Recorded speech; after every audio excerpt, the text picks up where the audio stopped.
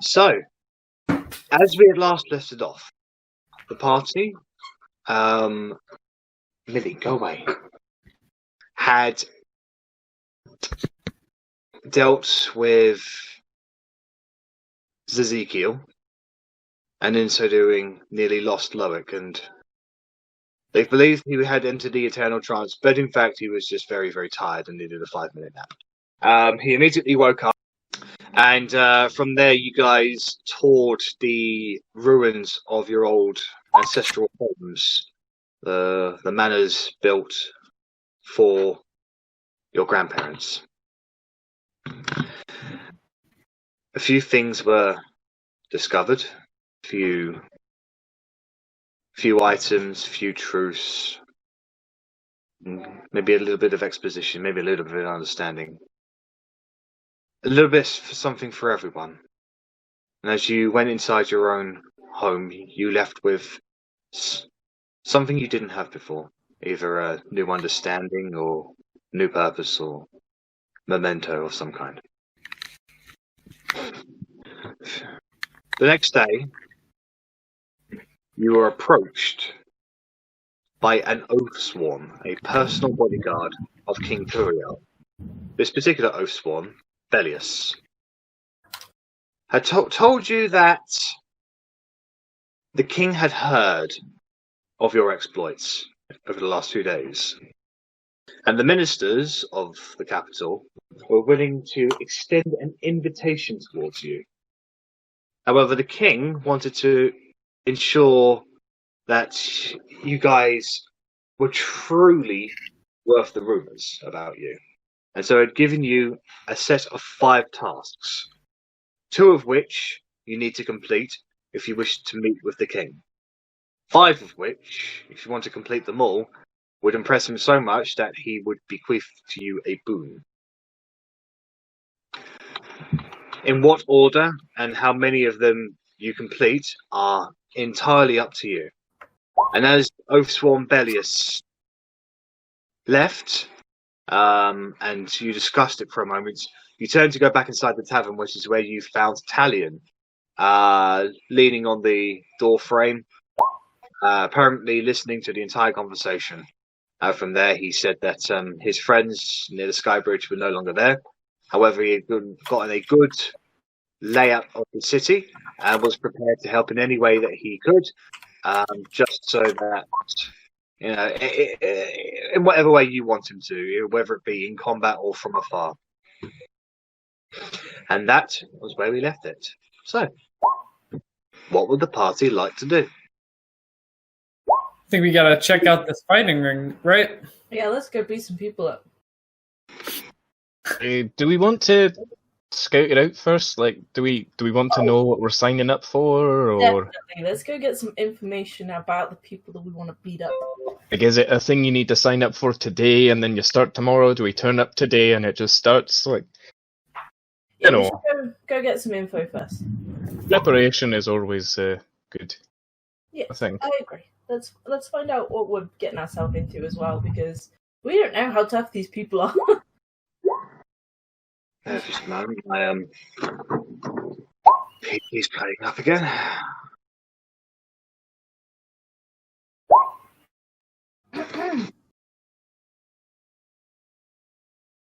All the good shops are closed.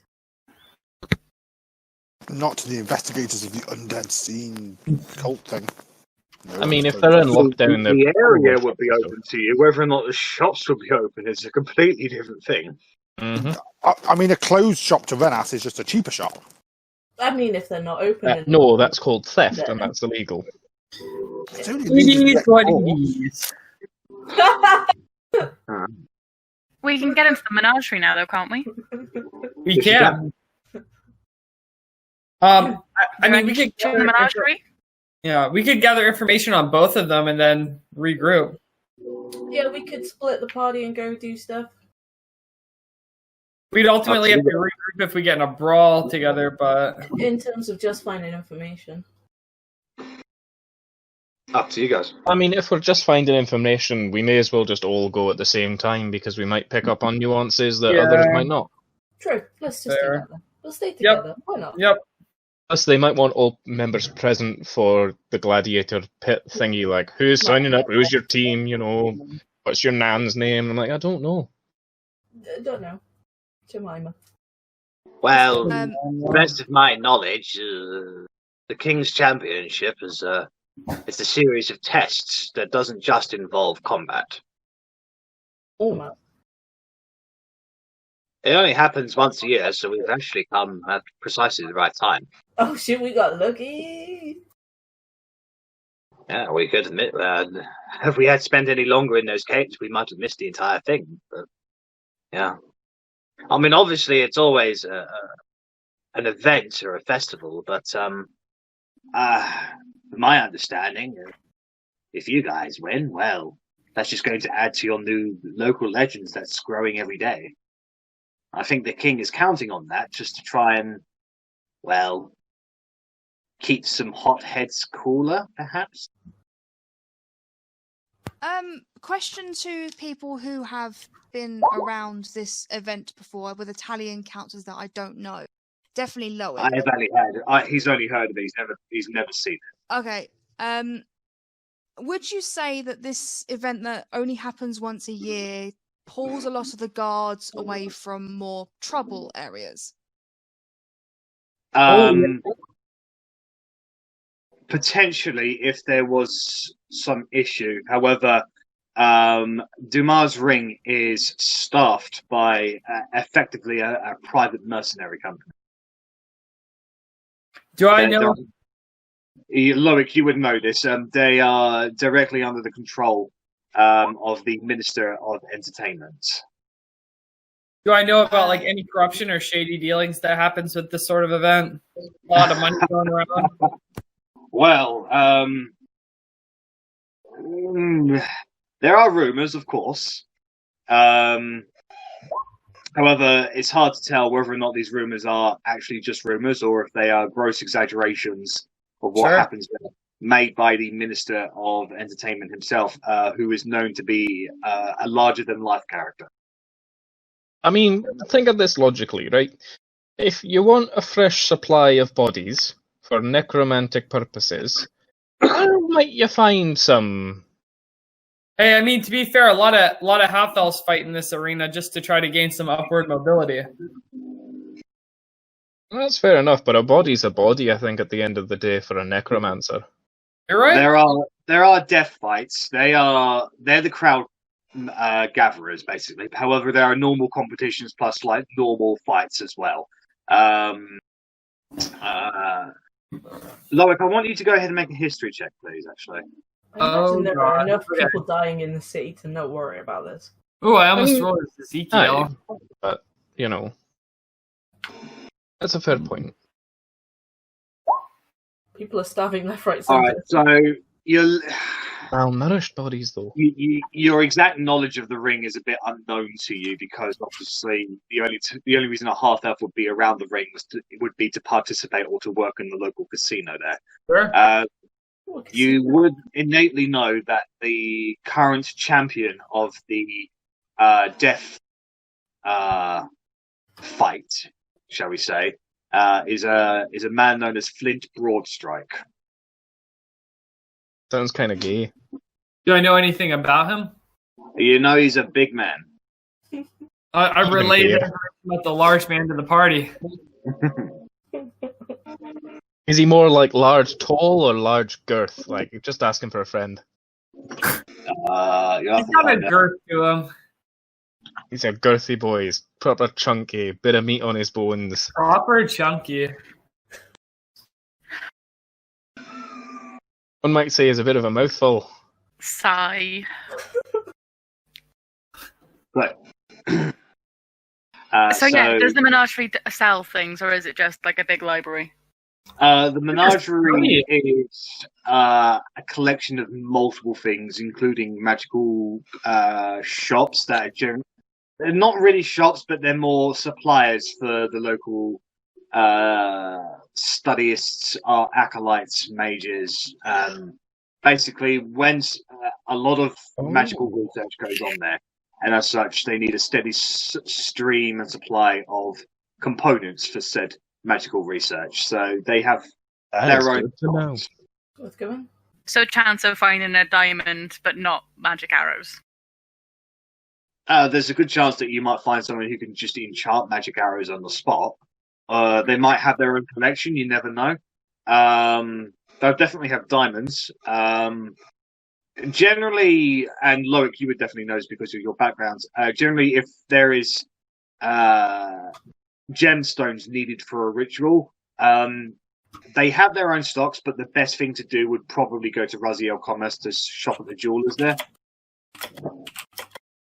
But like I said, they do have their own stocks, but for like super rare diamonds and stuff, Raziel Commerce is probably the best one.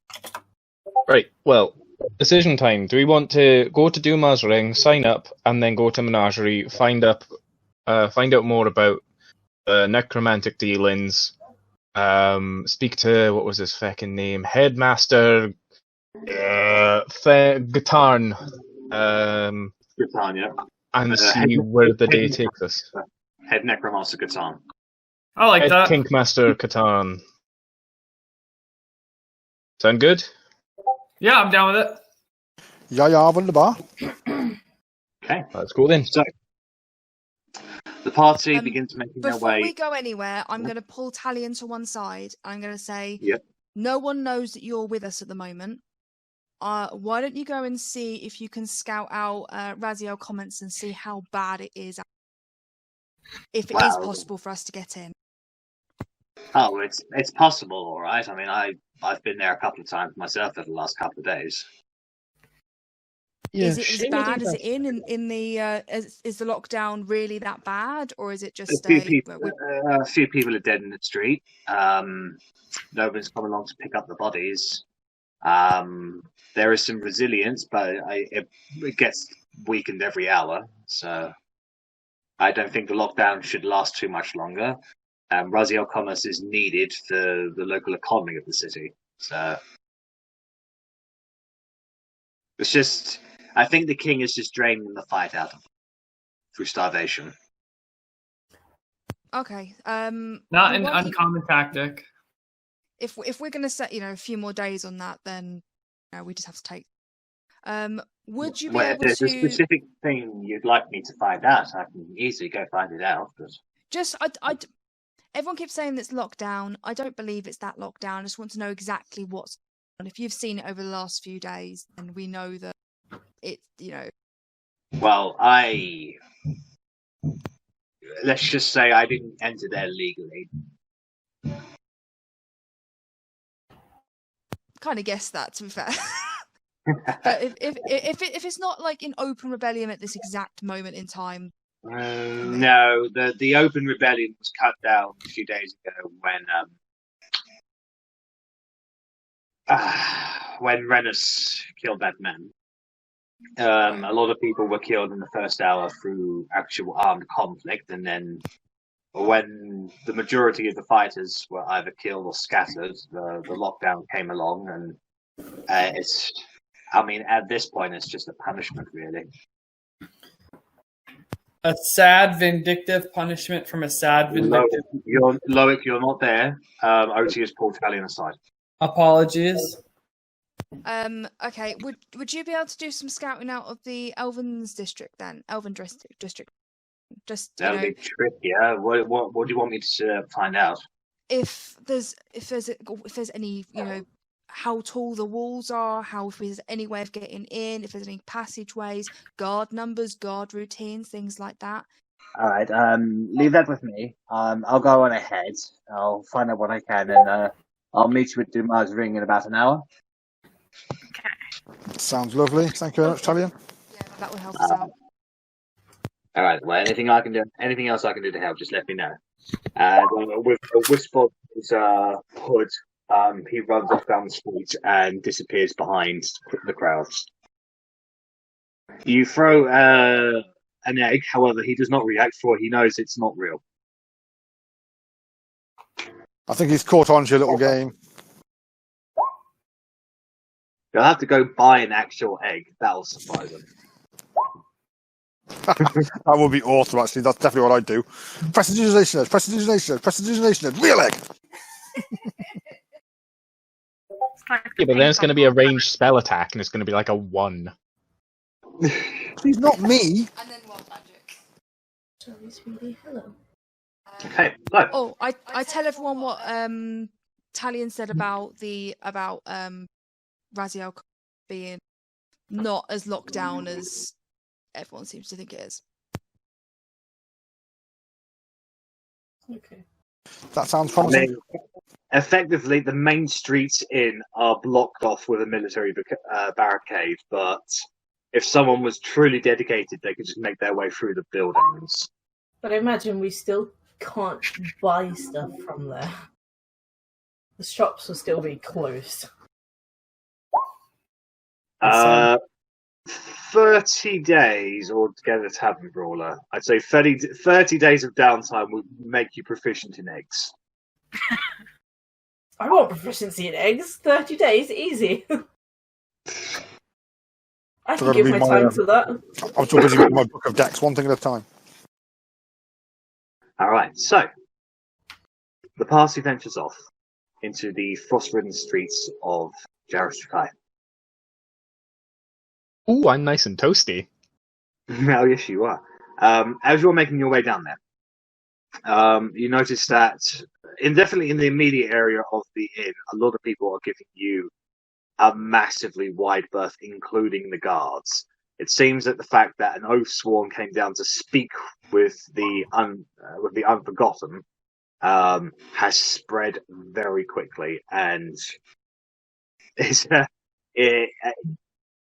it's almost historical news, as no one's ever heard of an oath sworn coming down into the lower districts before. How's my dirty look count from all the guards going? We were about to make history. However, you make your way across the streets, and it takes you a good portion of about half an hour or so before, in the air, you can hear a boom, boom, boom, ah, boom, boom, ah, the sounds of hundreds, maybe thousands of people cheering, booing, clapping, and effectively being a crowd. And as you turn a corner onto a main street, you can see the center of the street is it's split down the middle with hedges, mainly dead, basically. A few trees that seem to be able to survive in winter a little bit, with barely any leaves on them.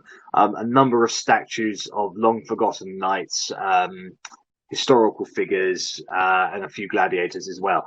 And this stretches on for a good 200, 250 feet, all the way down to this monolithic building. Very, very huge. You can see a couple of towers basically mark the top side of it, whereas the overheading part, it looks very much like a squashed, I can't remember the name of the actual shape, like a squashed circle, effectively. Not rectangular in shape because there's no actual corners. The front entrance of it is a huge gap opening, almost as if they're royal gates to a degree. You've seen on castles before. However, you can tell that the top part of the city is open to allow the sunlight to get in there, and that is also where the sound of the people screaming and cheering is emanating from. On the particular streets itself, they're set up with plenty of people that are selling goods, trinkets as it were. Some of them are selling edible foods. Some of them are selling even just like a few toys for children of particular gladiators, famous people in the arena. There's a lot of hustle and bustle on this particular street, actually. A number of shops, mainly cafes and the like. However, there are a few like souvenir shops. This is definitely a very touristy kind of area. And as you begin making your way downwards, you can see hell of a lot of papers, posters, basically detailing the champions, the King's Championship, be held in accordance with the rising of the new moon, which is tomorrow. An all-day spectacle that celebrates strength, skill, strategy, and even luck. There is. I'm screwed, guys. I can't give you any help. There is effectively a promise of excitement unknown to the average man, as the Arena of Wonders once again provides the most unforgettable experience that is the King's Championship. And as you're making your way down the streets, you can overhear a lot of people are discussing this with a great fervour and excitement in their voices. I can't believe it's going. Who do you think's going to win? Oh, it's going to be Flint. Flint's such a badass. Oh yeah, no, he's got everyone to buff him up this year apparently. Oh, what about the Silent Sisters? Oh, they're great. Yeah, I love them. Yeah, it's basically just a lot of natural. You can see a number of fan clubs of particular groups, even a single individual, and it's like that there's apparently a good cult following behind these particular games. Making your way to the ring or the arena itself, as you make your way inside, the immediate thing that catches you is the sudden change of climate. Inside the immediate foyer, there are two exits that you can see, very, very big, as far as you can see, enough to cope with processions of hundreds of people walking out as crowds. To the left, you can see some signs that effectively points towards Dumas' ring, the fighting pit, the arena itself. And then to the right, you can see the entertainment section. You can hear lots of loud voices, shall we say, and lots of games, the sounds of games being. I can hear dice being rolled. You can hear people betting on like a casino. And stuff like that. It's effectively, from what you can see from over from where you're standing in the foyer at the moment, it's about 50 feet away from you, but it's very well lit on that particular side. It looks the carpets are red. The velvets are of multiple colours, all adorning royalty, and there are a number of religious icons and statues, mainly to do with gods and goddesses that hail luck and chance, good fortune, and the guard presence over there is quite heavy. They're not Jurassians. They appear to be a part of the Minister of Entertainment's personal mercenary guild. However, they are dressed rather nicely, suited effectively for their jobs. To the left, this is where the majority of people are coming and going. A lot of them bringing in food with them. A lot of them are walking out either with empty pockets or good hefty sacks of golds, and you can definitely tell that Dumas' ring is probably the gambling central, no matter what you come here for either entertainment, spectacle, potential love, potential money, riches, whatever you're looking for. Apparently, it can be found here in Dumas' ring. So, where would you guys like to go from here? So, have we gone in the main door, or do we just hear all You this are from in the main outside? room. You're in the main door now, and you're actually beginning to sweat a little. It's very hot in here. Can I just keep an eye out to see if, like, how many people have noticed us, if anyone's paying us any attention?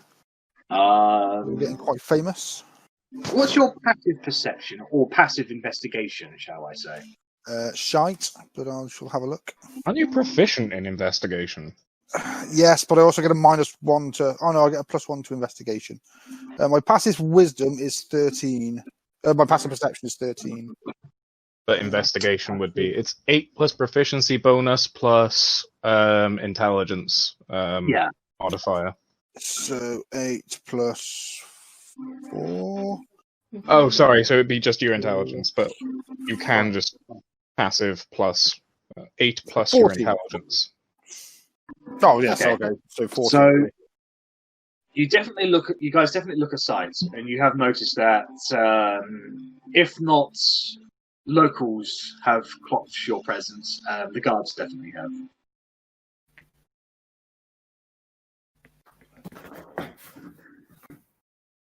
So, what do you guys like to do from here? Should we head towards the ring and just go sign up? We can find out what it's about later. I like that idea. Fuck it, whatever, let's just do it. I mean, the king's asked us to do it. In what scenario are we going to look at the challenges and go, do you know what? Actually, nah, fuck him. Can't be bothered. So I think we're doing it. Look at my bird. What's that going to do? I believe Theo can't- still has to recharge. Yeah, he does. It's a couple of days yet. I think it's been like Yeah. 1 day. Oh, your burb. Not my burb. Do you have Toby on your shoulder at the moment, Verity?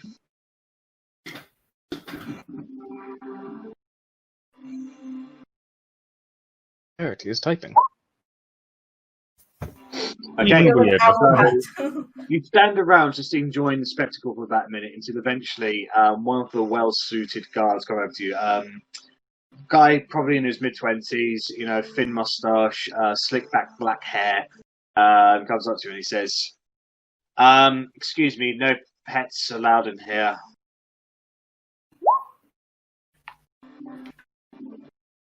Technically, it's a familiar. So Toby bounced away and goes, oh, well, thank you very much for your compliance. Have a good day. And he walks away. Hopefully he doesn't just think that you just kill the cat and just like... I get the feeling Verity's going to type, I bamf him back out straight away. I just have a feeling. So you guys start making your way towards the arena itself, and there's definitely a vibration in the air, the vibration of people stamping their feet, people cheering. It's all very muffled in here. However, it's definitely an electric feel in the air. As you make your way a little bit further in the well-lit corridors, eventually it opens up into a huge gathering zone where you can see hundreds and hundreds of people walking about. Some of them are in costumes. Some of them are wearing specific clothings that obviously signify something. Now, in the middle of this room is probably about a 20-25 foot full statue. Dwarven creation in nature. It depicts what appears to be a half-elf rising a sword in heavy armor, and basically kind of just having a presence in the immediate area. And that's in golden words at the base of this statue is the sentence, all may find glory from the lowest to the highest. Does this represent anyone I know specifically? No, it's more of a, it's more of a publicity stunt, basically saying that even half-elves can find glory here. Fair play. I like that. And as people pass, you all hear sound coming from. A lot of people just go, ugh, what's that? I mean, they're generally looking at you guys because obviously the sound's coming from you guys, and they just give you a look, and they just hurry on their way. One noble lady is walking along with a puffed out chin, and when you hear the and she goes, "Oh my goodness, and she hurries on her way. I bow to her and say, It's "Good day, not madam." coming from us. It's coming Apparently, from the crowd. nobody, doesn't appear that nobody is impressed from that. I was impressed by it. Looking further around, you can see there are a number of counters, circular counters, with a great deal of workers that are currently taking bets, writing down on pieces of paper, serving people a few drinks as well. This is it's a manic kind of area, and you kind of are appreciative that you don't work there. It appears to be very high stress, high end. On the other side of the room behind the statue, you can see the large letters overhead displaying registrations and fighters. It looks like that area is not as busy, mainly because the majority of the people who are clearly just spectators are effectively giving it a wide berth, almost like it's hallowed and sacred grounds. And as you're actually looking over there, it looks like a group of people actually walk into this more deserted area, and immediately a whole bunch of people begin whispering amongst themselves, trying to determine who these people are, if they seem to be worth anything, if they're worth betting on, if they're worth supporting at all. It's almost as if it's a reserved carpet for celebrities, gladiators, fighters, participants, and only those who are willing to deal with that sort of fame are willing to step forward. The rest of them are just hoping to see a glimpse of glory, shall we say. Just a quick question. Is Flint Broadstrike human, or is he half-elf? You don't know. Fair. Do I know? Not with the history check you made. And this is where he's a dwarf. I think he's probably thick like a dwarf. So, lots of people are around you are chatting away. It's actually kind of hard to hear yourselves, purely because of the noise in here. The noise of hundreds and hundreds of people shouting, trying to take their bets, trying to get their orders, trying to basically make sense of this chaos. And yet, for some reason, you do get the sense that this chaos is somehow organized in a way.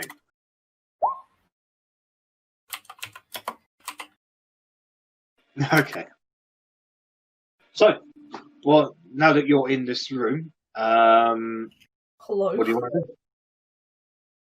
Could you not? I picked Sign back up? the bag of holding. Yeah, sign up. Hey, thief! Yes, I know. Okay. So you begin wading in your crowds, wading your way through the crowds. It's difficult, even with Arri's ranger abilities. This is considered difficult terrain because of the amount of people that are there. It's casino floor, not one of her favourite terrains. I mean, It soon will be. It takes you a couple of minutes to get to the other side. Along the way, however, a small, almost halfling person, almost probably like a little boy, probably about half the size of Arri, is running past and accidentally bumps into you, Korgrin, and he gets knocked down.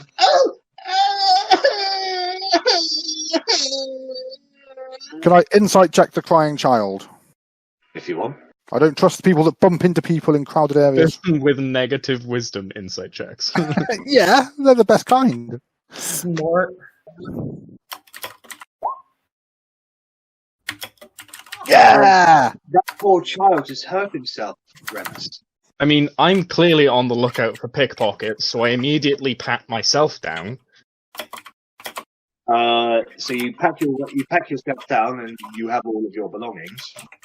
I offer the small child a hand up. He is currently crying. You'll have to find some way to calm him down. I get a rattle out of my pocket.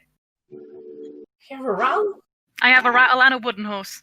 Why is there a child in a casino? I was You gonna say, know. Bad parenting. why is a child The casino part. Little thing. Little thing, stop crying. I want you to go ahead and make a persuasion roll, Harry. This kid's a bit old for rattles. He's about probably 7 or 8 years old. The kid's still crying, unfortunately. Bawling And I give his it tears something to out. cry about, and I just throw the rattle at it. I'm like, Oh, bloody stop! No. I Right. pick the child up. And I look around for a parent. Make a looking for a perception child. check. I just kind of Take give my Aaron a rattle quick back up. bump. Like, why is a 7 or 8-year-old crying? Like, Jesus Christ, grow up. why is a 7 and 8-year-old Do you have in like a advantage on death ring perceptions, arena? I think? I do with my shield. Okay, so you don't see a parent, but you do see him reaching inside your coat to try and take a coin purse. I was Oh. watching for that, Corgi was. bastard. I put the child back and I say, "Go on," and smack him on the bum as in like, "Go away." I make sure to grab the little shit's wrist. Go ahead and make an acrobatics check. If I see this, can I help him? He's a fast little fucker. Can I help him if I see this? I'm not even joking when I say I roll a natural 20. So you go to reaching Korgrin, however, he's very quick and he's already disappeared into the crowd before you grab him. Little shit took your coin purse. Wait. Oh, I God, thought I don't stopped put it from the taking Toby a up point. ahead. Yeah, Coin no, purse. she stopped it from taking it. Like, she noticed him trying to take it and stopped him, put him down, slapped him on the bottom and sent him on his way. Can Little I know shit when was he- going to take it. Yeah, he tried to take it, but There's like, he piss all tried in to there, take it it's on you, fine. but he couldn't get past your armor with a sleight of hand, so... I give him a flogging if I see him. He's an 8-year-old boy, leave him alone. People got to I read just tried to steal. Yeah, teach him young. Irrelevant, yeah. How do you think I Yeah, was when I was 8 years flogging old? young, that was burning. You could have used with a few more floggings as a child. As an adult as well, to be fair. You don't think I don't know that? So, in any case, Bastards. you make your way over to the registration area, and you're on the cusp of the area of carpet that is effectively kept clear of people. A few people have noticed you, but as you're currently at the edge, they haven't paid much attention to you. Now, there's another thing I forgot to ask this, actually. Rennas, whilst you have been in this massive crowd full of bettors and gamblers, have you been trying to pickpocket people? I have not. I'm trying, like, I want to at least wait till we're registered. I don't want us to get arrested on the way to the registration desk. That's just, So Right. I have been behaving. I will note this, and I will allow you to do this because you recently changed after dying. However, if you'd been old Rennas, I would have superseded you at this point and said this is absolutely 100% what Rennas would have done. So, I know, and I'm trying not to I will fuck things up note for the this, past. I'm a team player. just to make you aware, okay? I mean, don't get me wrong. I definitely have a money-making plan involved in this thing.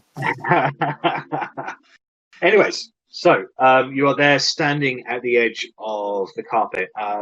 There are a couple of booths that are available. The people that are currently behind them are apparently keenly watching out for anybody who might want to walk forward to participate. However, it's almost as if there's like a will barrier that prevents people from walking onwards, and that only those who truly feel like they have a chance of winning here will walk across. I just want to like quickly just dart in and out the party and just whisper in like everyone's ear. Just walk a little bit clumsily, a little bit slowly. We'll get better odds at the bookies. Oh. I have to keep an eye on us to see what we're like. So if we don't look very professional or very good, then they're going to mark us down for big bets, and then we all go lay a big bet on. Bob's your uncle. Okay. So Rennas passes this information to everyone. And then I start to cross the carpet and immediately trip on the edge of it. So you immediately trip on the edge of the carpet, go face down into the ground, and people just go, "Ah! Oh, get back over the line, you asshole!"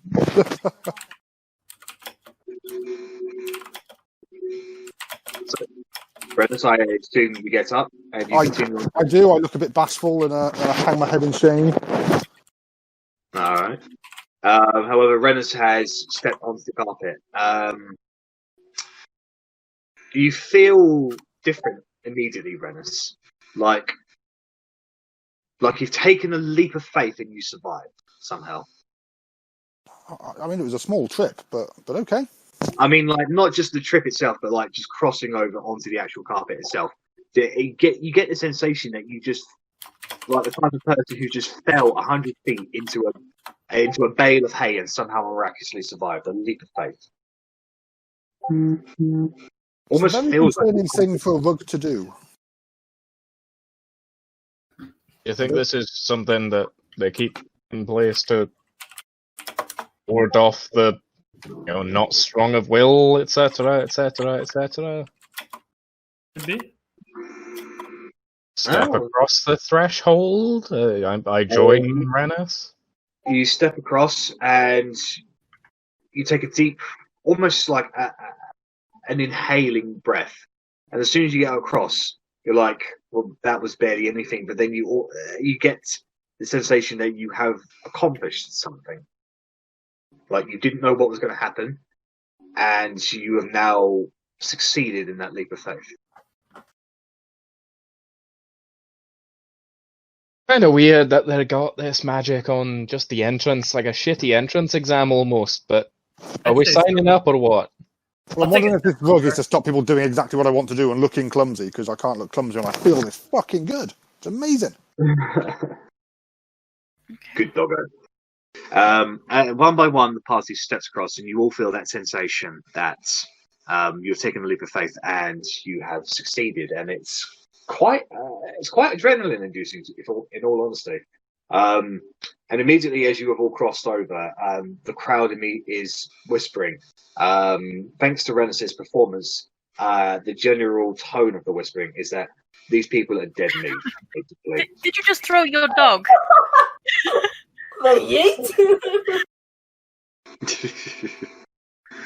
Yeah, first impressions, you get the feeling of everything around here. And Rennas' first impression certainly has caused somewhat of a negative opinion of you. I mean, they can have that opinion for what, like 36 hours, and if we win the tournament tomorrow, I think I can wash it away. I can live with a bit of shame for 36 hours. So, you wander up to the closest entrance booth, and you're looking there, and you can see a half-elf female with braided golden hair, dressed rather nicely, much nicer than any half-elf you've seen. And she says, "Welcome to the arena of Dumas' Ring. Are you here to sign up and participate?" That we are. Can I ask your name, lovely madame? My name is Haladriel. A pleasure to meet you. My name is Rennas. Oh, nice to meet you, Rennas. Adria, where are you living? I have. Well. What? Who are you? Signing up. I just. That comes up a little bit creepy, Loic. Sorry, I don't know you, and I'm not going to tell you where I live. He's a lech. Don't worry about it. Watch me in this arena, and then maybe think it over. X for her, Loic. Make a persuasion roll, Loic. You know what I'm saying? I'm starting to spit some game. If you roll your persuasion low enough, it might be actual spit. Verity is just there, like. I want to add my D10 to it. Really, you're going to waste that on this? I'm gonna add the Watcher for some praise. All right, You're gonna add yourself for some praise. It's like, I can do better than that. So, through force of will, you come off a lot more charming than one would have expected. It seems to have worked on her. Your boldness and forwardness certainly have made an impression. Whether it was a positive impression remains to be seen, but she's definitely had an impression on you. I'll just give her a wink and then step to the side. I mean, Jesus Christ, you couldn't have given me 2 fucking seconds with her, could you? Before you come butting in, spoiling my fucking chatter blinds. Hey man, it is what it is. You carve out what you get in this life. Okay, my apologies. I just need to know, are you here for the regular tennis, or are you signing up for the championship? For the championship, nothing but the best for us. Okie dokie. Have you ever fought in the arena before? I mean, No. not exactly. It's a no. Fine. A straight no. No, Just okay, no. we never did the capture before. We just got it a couple of days ago. Okay, so there is an ante to join. There is a 50 gold buy-in per head. Oh no, where will we find that money? So I just need to establish how many people of your group will be signing up. Quick question out of character. Do we want Talion in as well? I think Italian could be good scouting round for us and doing shit while we're in the combat. I agree. Yeah. Okay, so it's us lot. So 7. Not having tally. Okay.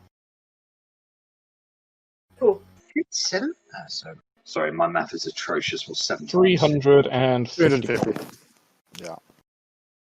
Oh, so Verity hands over 35 platinum. I thought all that platinum went in the bag of holding, Verity. We've got gold. I mean, we've definitely got it. I just don't want to be counting the same. Okay, fine. But I mean, stuff like this is supposed to be paid out of the bag of holding. That's kind of what it's for. Yeah. So you pass the money over. She kind of That's called out. the child pay. Thank you very much. Okay, so we just need to go through a few registration details now. What is the name of your group that you would like to be introduced as? Are we going with The the Unforgettables? shitheads I pay, I name. Yeah, no. You see, I'm all game for that because the Unforgettables is known throughout town at the moment. Shitheads aren't. So again, better price at the bookies. Do we want to like a bit of nuance, like shitheeds, or just straight up shitheads? I like Most of this shit. My I'm only apologies, joking, I but don't really care. the shitheads is not an acceptable name for this competition. That's not a surprise. I'm sorry that our childishness is not accepted. Sorry, we're just a little excited. We'll come up with a proper name. You also understand that there's a very good possibility that some of you may not walk out of this arena. I mean, I can't obviously speak for you Hopefully. because I don't know you, but would you really want to die as the shitheads? I mean, we live as the shit. Let's just go with Team Numpty. How does that sound? I'm going as the numpties. With an update. Yeah, I'm game for that. Anything but the Unforgettables, really. Well, it's your right for name, of course. It's endearing, I promise. Team Numpty. That's Okay, well. That is it. So she spends the next couple of minutes getting all of your names, basically to effectively. What she's doing effectively is she's taking down your characteristics, what you will effectively be doing in the arena, like what your skill sets are. Obviously, you know, she's no stranger to people who can do magic, people who are good at stealth, She sees them all effectively, so there's not really anything you can surprise her with. I put the hat in disguise on and become her. At the end of it, she come on. Hairdressing, that's my skill. I'm going to give her a sick-ass haircut. So she turns to you, and she's after she's finishing taking all of the registration details from you guys, and she says, "Okay, so I just need to go over the rules of the championships, as I assume you don't know what they are." No, I mean, we just thought we'd find out on the day. Right. Well, the first competition is that if you are eliminated, you are out of the round, but not of the tournament. There will be specific events that test many different aspects of people's abilities, including knowledge, strength, skill, speed, control. What you'll be participating with will quite literally be randomized luck, however. We have prepared eventualities for all possibilities, but of course that can never truly account for the unknown variables, shall we say. Now, there can only be one team winner. The finale will be a fight to the death. Oh. You can choose not to kill your opponents if you wish. However, you can probably trust that you might not receive such kindness from any potential opponents. Now, a person is eliminated if they can no longer move and fight, or if the announcer counts to 12 and they are not able to participate any longer.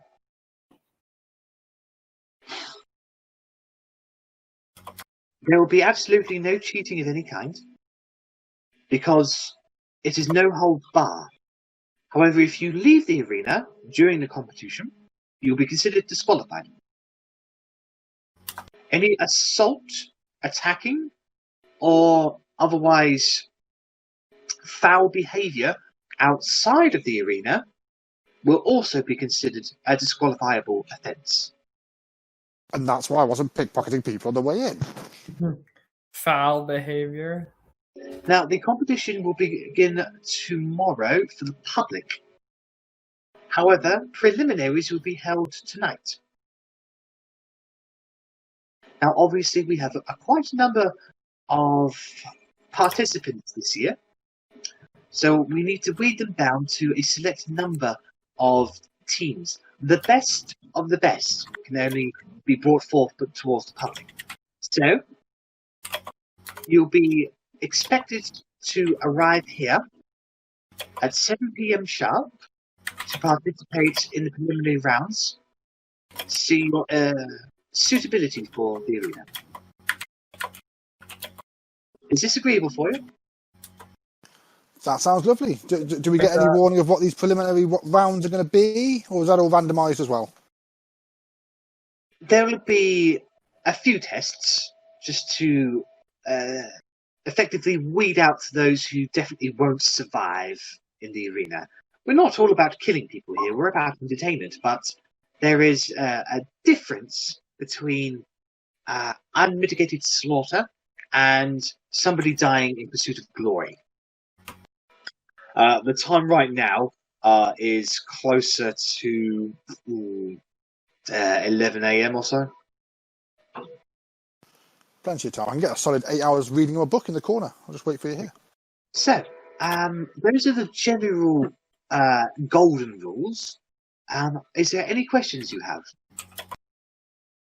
If those are the golden rules, what are the less shiny rules?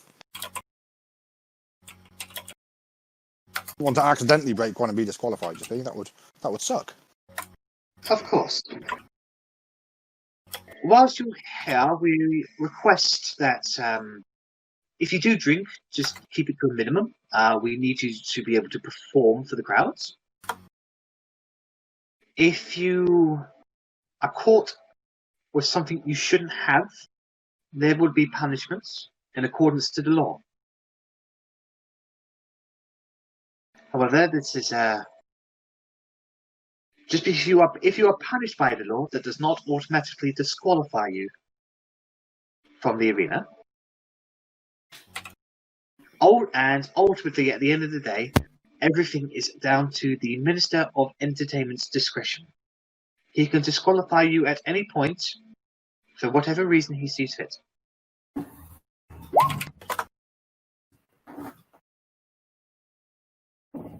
It's very open-ended. I'm assuming she means other people's possessions. So she lists off like effectively property that belongs to Dumas Ring, which includes weapons, art,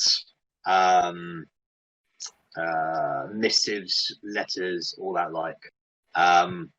She also recommends that you do not enter restricted areas unless given permission to. Improper documentation of identities is also a big no-no as well.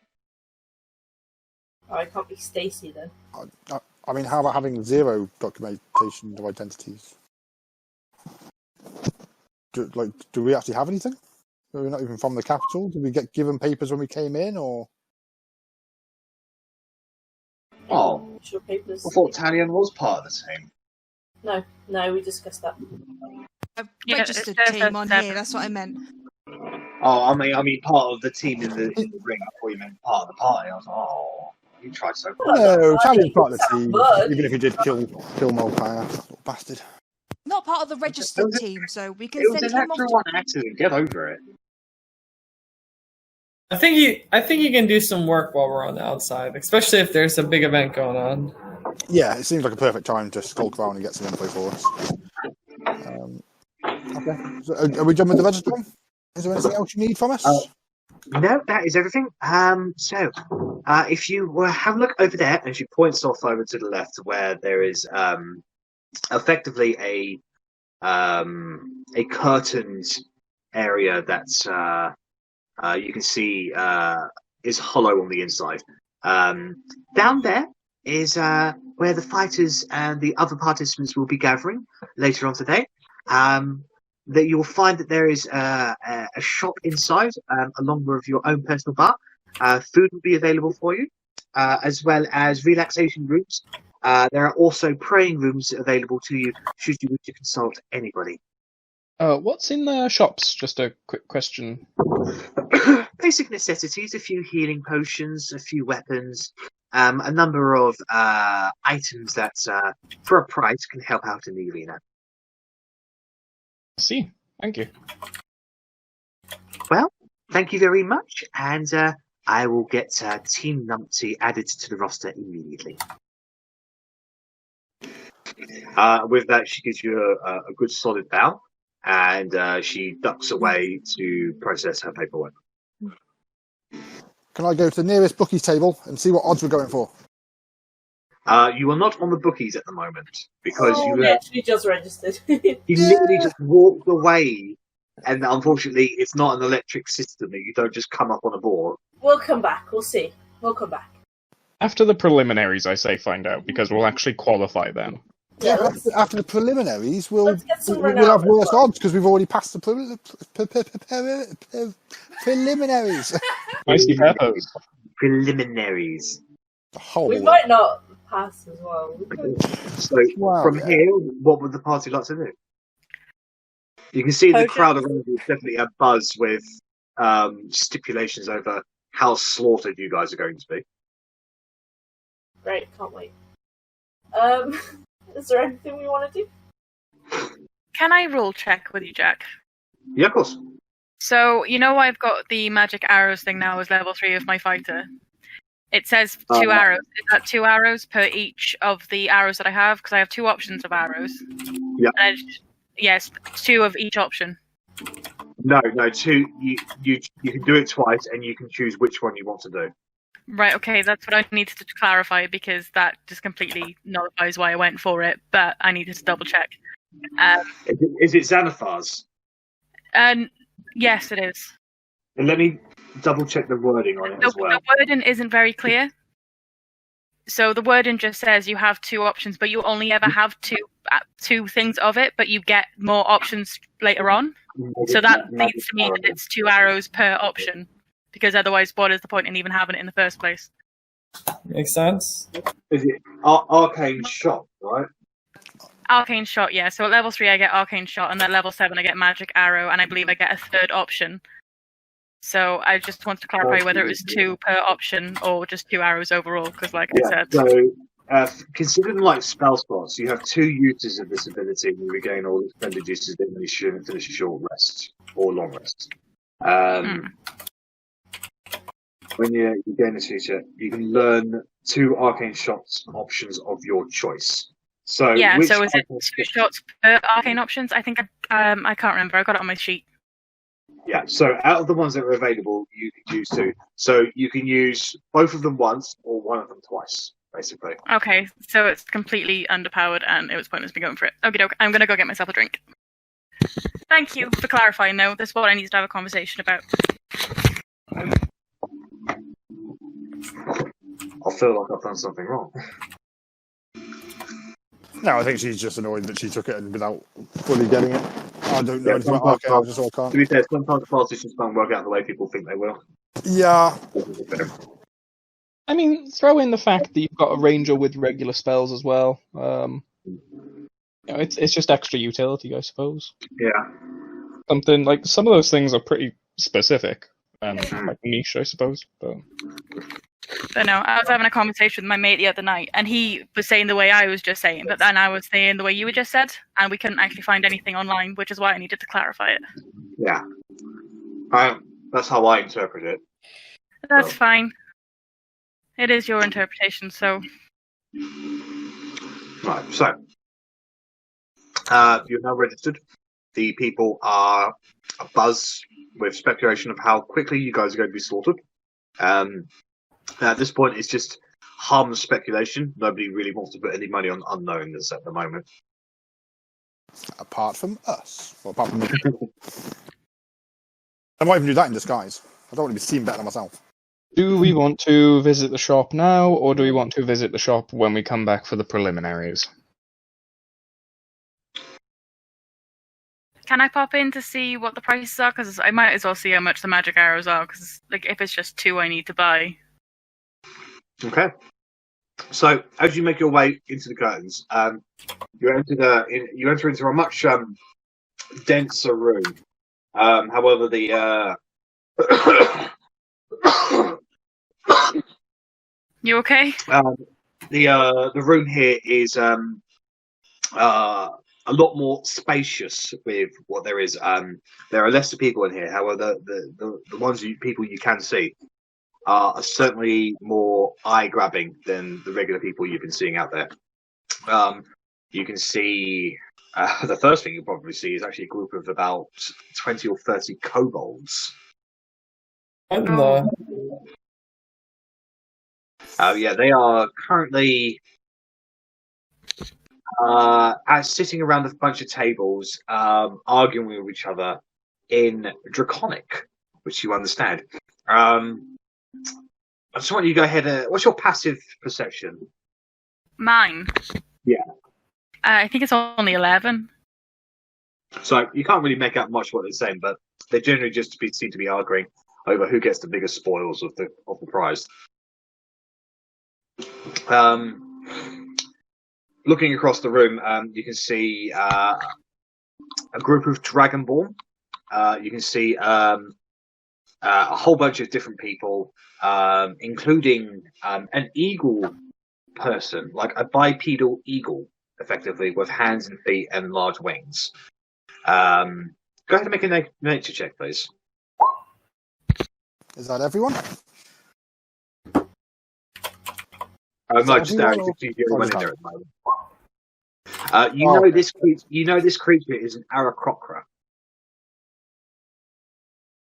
Generally, They're generally the denizens of the elemental plane of air. However, some do come over to the material realm for any specific reason sometimes. You can see a group of women who are just... they don't seem to be discussing anything. They seem to be sitting in complete and utter silence, actually. You can see a couple of holy-looking people. You can see a number of adventurous-looking people. You can see a couple of tieflings as well. You can see by Any of them missing a hand? No, none of them are missing a hand. You can see a very large man with a huge greatsword stuck to his back. Red or burnished hair, kind of sticks out like bull horns a little bit. He's like his muscles are probably the size of your head. They are huge. There's a great deal of different individuals in here. So you start making your way across, and you immediately, you garner a few looks from groups. You can see there's a small menagerie group that consists of a goblin, a human, a dwarf, and even an elf. Elves are quite rare. You can, yes, as you're, these people are basically just, they clock you, they stare at you, you get the feeling that they're sizing you up a little bit before they go back to their own discussions, their own drinks, and their own foods. You make your way across to the clearly marked store area that has got a number of items on display. From what you can see, that he has got an abacus of roughly about a dozen healing potions or so. He's got a number of weapons on the store. Some of them are glowing. He's got a number of medical kits as well, first aid stuff. He's basically just got a general bunch of everything, really. You can see the person. He's a pot-bellied human with balding hair, grizzly kind of stubble. Definitely got a double chin going on at the moment. As he sort of leans over the side, looking down at you, you can see a definite scent of sweat in his brow. He goes, "Hello there, little missy. What can I be getting for you today?" Just arrows, please. Just arrows, that be the case. Righto. How many arrows are you looking for? What type of arrows do you have? I've got your normal arrows. I've got your bolt arrows. I've got your elemental arrows. A few that are dipped in certain poisons, as they were. I've got a few magical arrows that can't pass the magical defenses. They're a little bit tricky, I find, in the arena. I've got a few arrows that pack a little bit of extra punch, shall we say. Okay, how much for the arrows? So the general arrows, double check something here.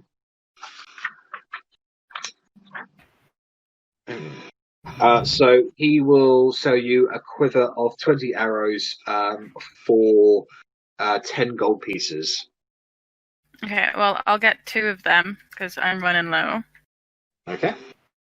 And how much is 10 magic arrows?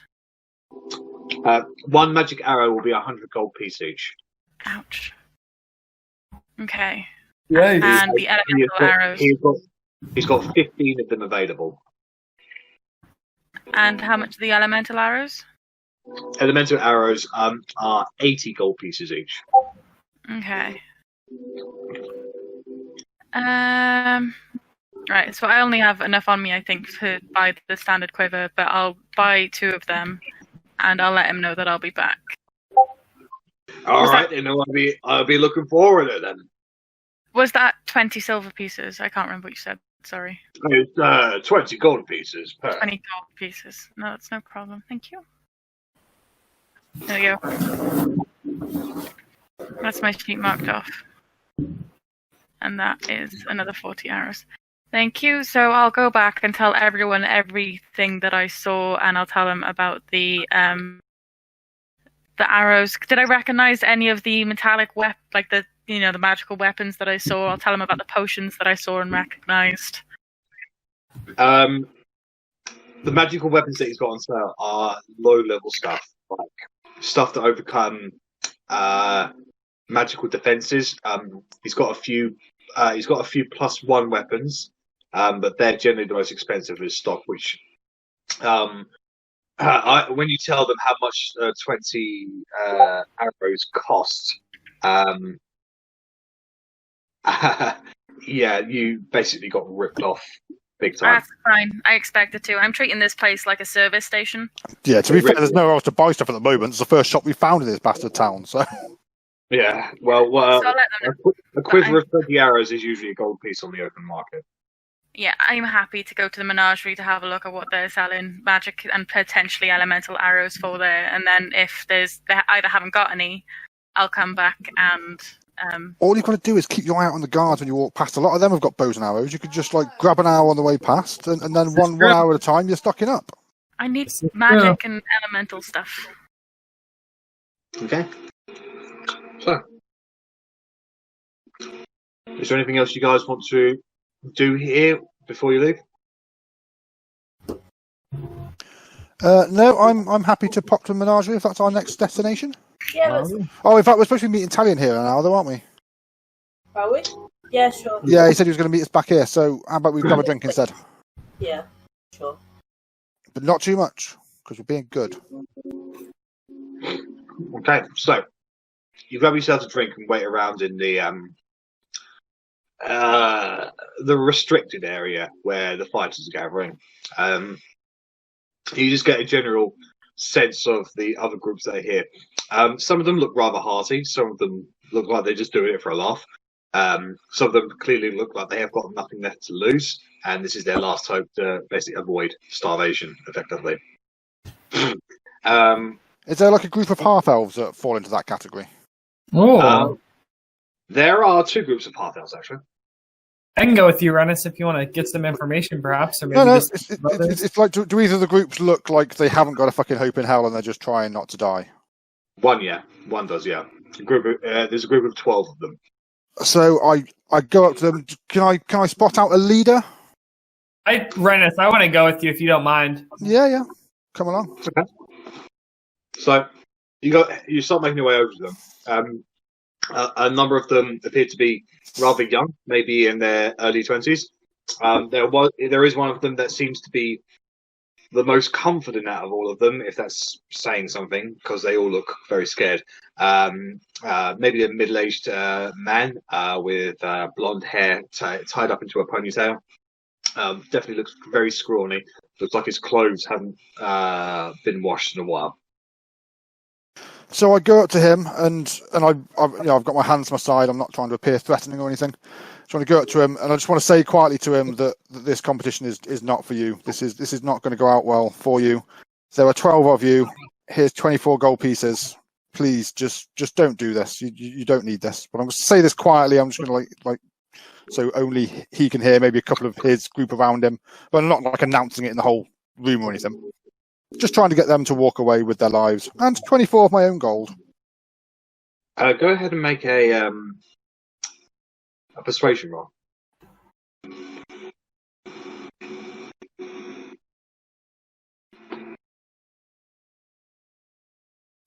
Hey, that's pretty good. Only because I got a +11, I still rolled a fucking 6. So they look at you for a bit until the leader of man says, "Bless you, good sir. Bless you. We'll do that. Yes, come on, guys." Can I? One of them goes up to you and says, "Sorry, sir. Do you have any more?" I take out a small satchel of 5 gold pieces. I want to give it to him, and then I just briefly want to flash my ears and face to him and see if he recognizes me. You don't recognize this person. He looks at you, and he recognizes what you are, but he doesn't recognize who you are. And he goes, Minnie, I've never seen one of our own kind with this much money before. It's whatever you're doing, keep it up. When the Elven District reopens, and it will reopen, keep your eye out for us. We're going to try and set up an organisation where I'm sure we'll be able to find work for you. Where do you live, my friend? In a little hovel nearby the Elven District. It's so You've managed to escape? No, I just wasn't. I was a baker, actually, and I earned enough inside the Elven district to buy a shop outside of it. And I got out, and things were okay for a little while until eventually the humans found out who I was, and then they destroyed my. Well, they burned it down. I went to the guards about it, and they gave me a good beating for my trouble. By the time I thought of going back to the Elven district, it had been walled off, and so I've been with my friends here. We've been living in the ruins of my place for a while, and we were hoping to earn enough money here to get out of here, or find somewhere else that perhaps treats our kind a little better. My friend, there is a place that would treat you how you wish to be treated outside of the walls of the city, but before I can help anyone, I must help those within the walls of the Elven district. If you need more money, find us and I tell them where our tavern is. But for now, stay warm and stay full. Many thanks. Thank you. Thank you so much. We'll go withdraw our registration immediately. I don't know if we'll get our gold back, but hopefully. So they start darting out of the room to live for another day. See, you guys think Rennas and I are always chaotic? Are we just buying out our so they come back to the group, I see the others go, and are you just scaring away our competition before they go, or are you buying them out? Did you really want to be murdering those poor people? Look at them. I don't really want to murder anyone, to be honest, but I can't see them getting through the prelims. Well, I couldn't. No, definitely. Now they don't have to. That's true. I mean, didn't they need 30 gold ahead anyway? So, Yeah, they would have lost 50 gold and you've given them 2 gold. Yeah, and Eddie's just reminded me of that. Hopefully they're going to get their registration back, I don't know, and if they're not, I'll feel quite bad. But they're still 2 gold richer than they would have been dead. And they're still alive, yeah, they're still alive. And to be fair, well, unless is it a half-elf entry fee where they just bring in fodder? Yeah, it could be. Because realistically, if 5 gold is the most they've ever seen a half-elf with, they didn't turn up with 50 gold each, did they? It could be So stuff from necromancers they're trying to get. Is it like a half-elf discount entrance scheme where they just put you in there to die, basically?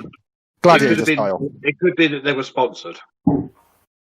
Oh, maybe we... yeah, fair. Or maybe I've just upset someone. Toyota. these days it's Hyundai. Yeah, that is 10 years old. As you are discussing this, Harbo, you hear some very loud footsteps behind you. Wait, Talion isn't going to be able to come into this area because he's not registered. It's not Talion. You turn around you. You turn around you, and you can see the extremely large, muscular man with auburn reddish hair, pointed out like tusks, with a huge broadsword on his back. He's come up to you. His arms are crossed, and he is gargantuan. He's at least a foot taller than Otti. And he's looking at Rennas and Loic. It says, "If you think I'm going to give you money to get you to run away, you can think again. But I'll still give you the opportunity to piss off now before you get over." Broadside, I presume?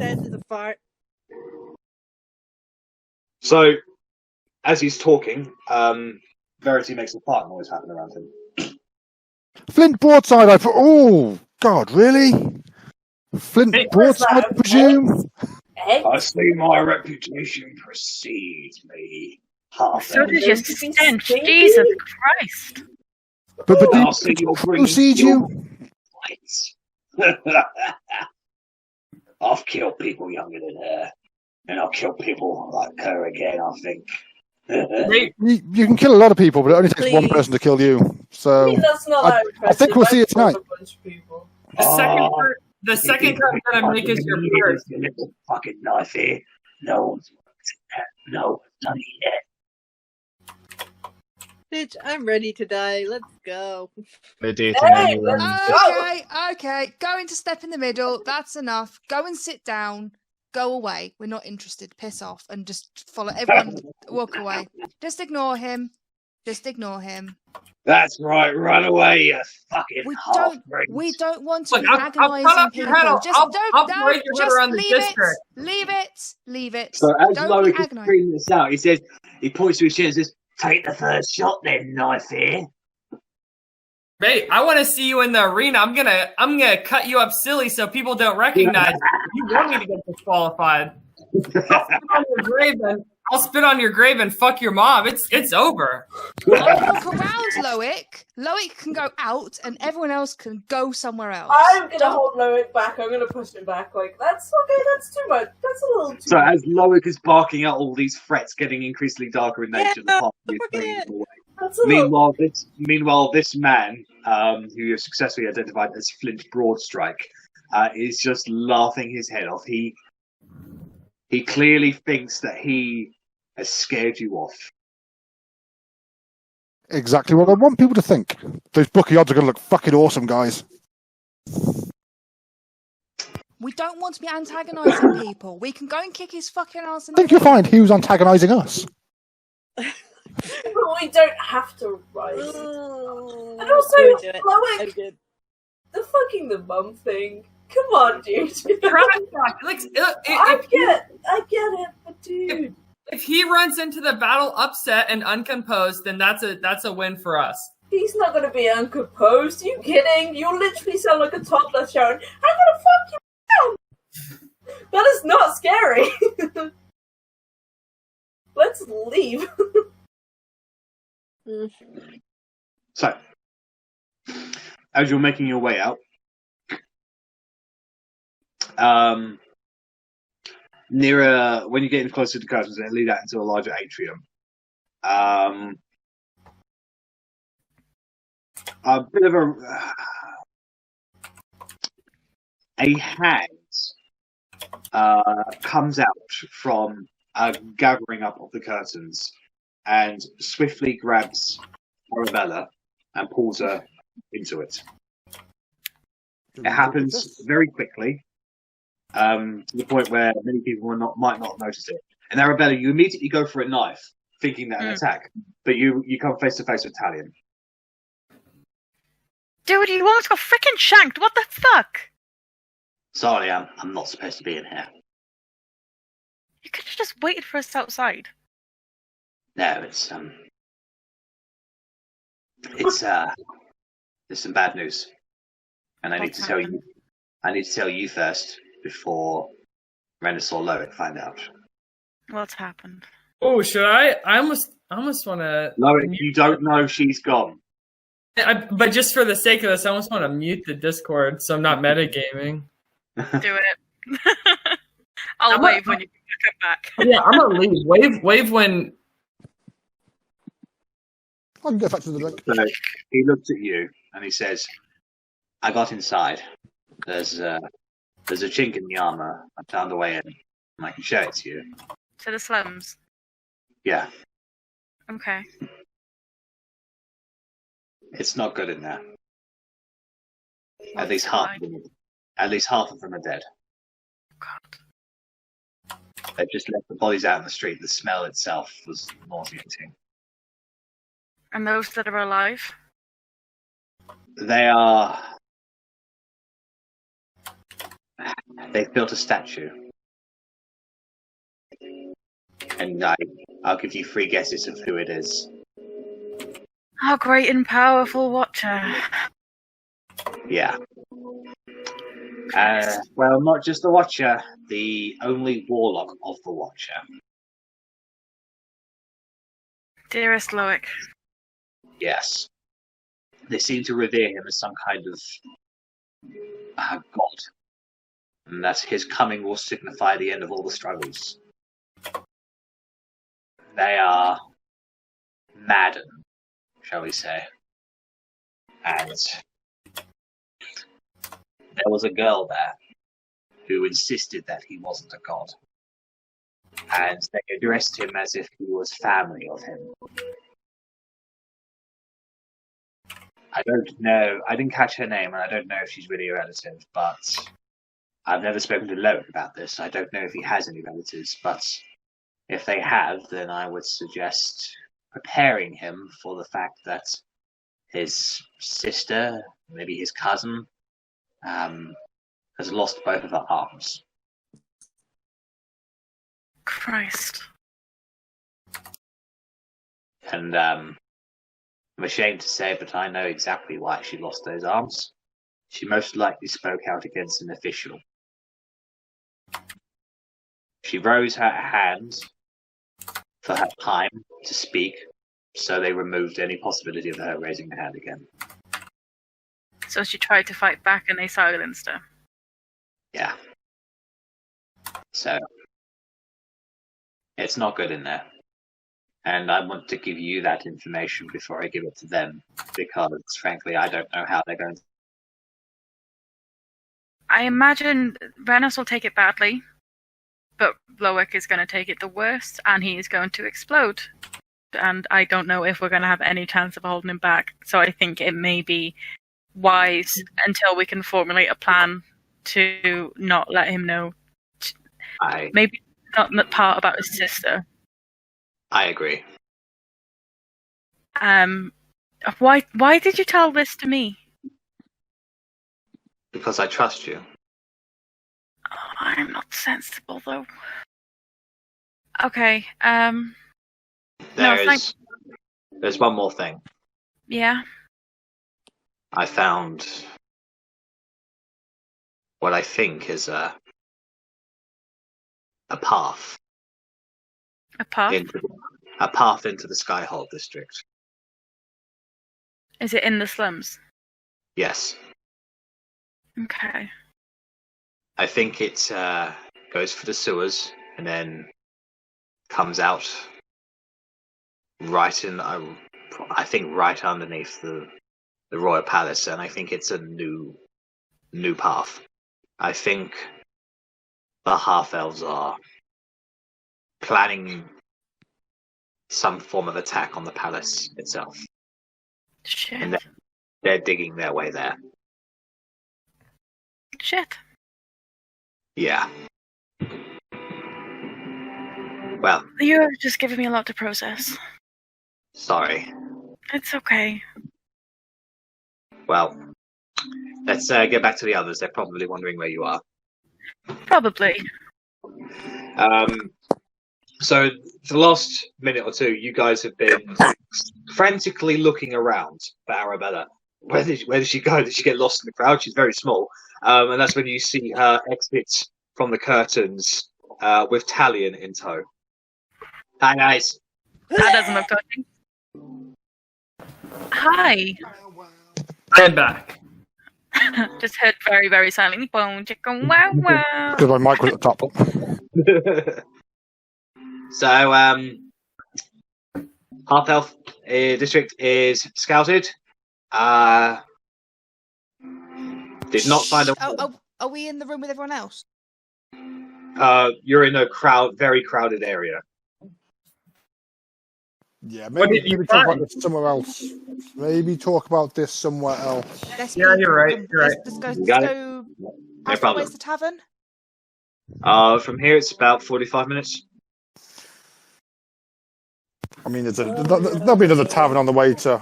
Like, are we going to the Menagerie?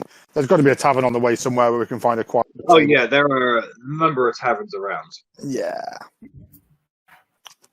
I look for the dirtiest, seediest one we see. A man of taste. I think just quieter. The dirtiest and seediest ones have closed down. Only high-end establishments exist now. God damn it. Gentrification ruining everything. What's the point in that? You're not going to go to a nice pub. You're going to go to a nasty pub. No, to a nasty pub. Then I look for a quiet pub. Can we go to the nastiest nice pub there is? Why don't we just talk while we're walking to the Menagerie? That works. Let's do that. This is also fair. Okay. Yes, talk.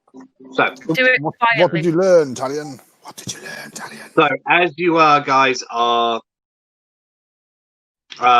you guys leave Dumar's ring, and you begin making your way northwestward, towards the Menagerie itself. Now you can see it in the distance.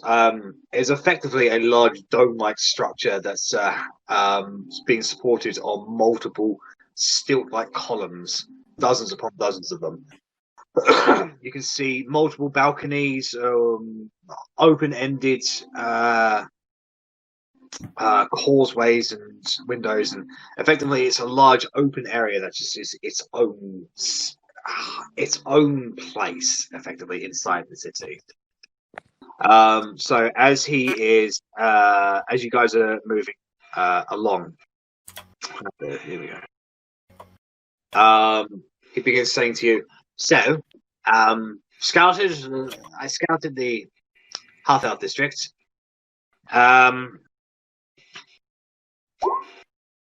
He looks towards you, Arrabella.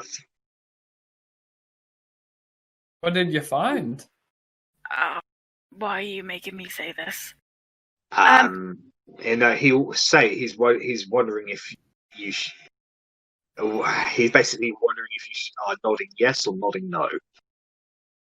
I give a quick nod and just say, get the basics out while we're alone in this street. So I got him. It's not good.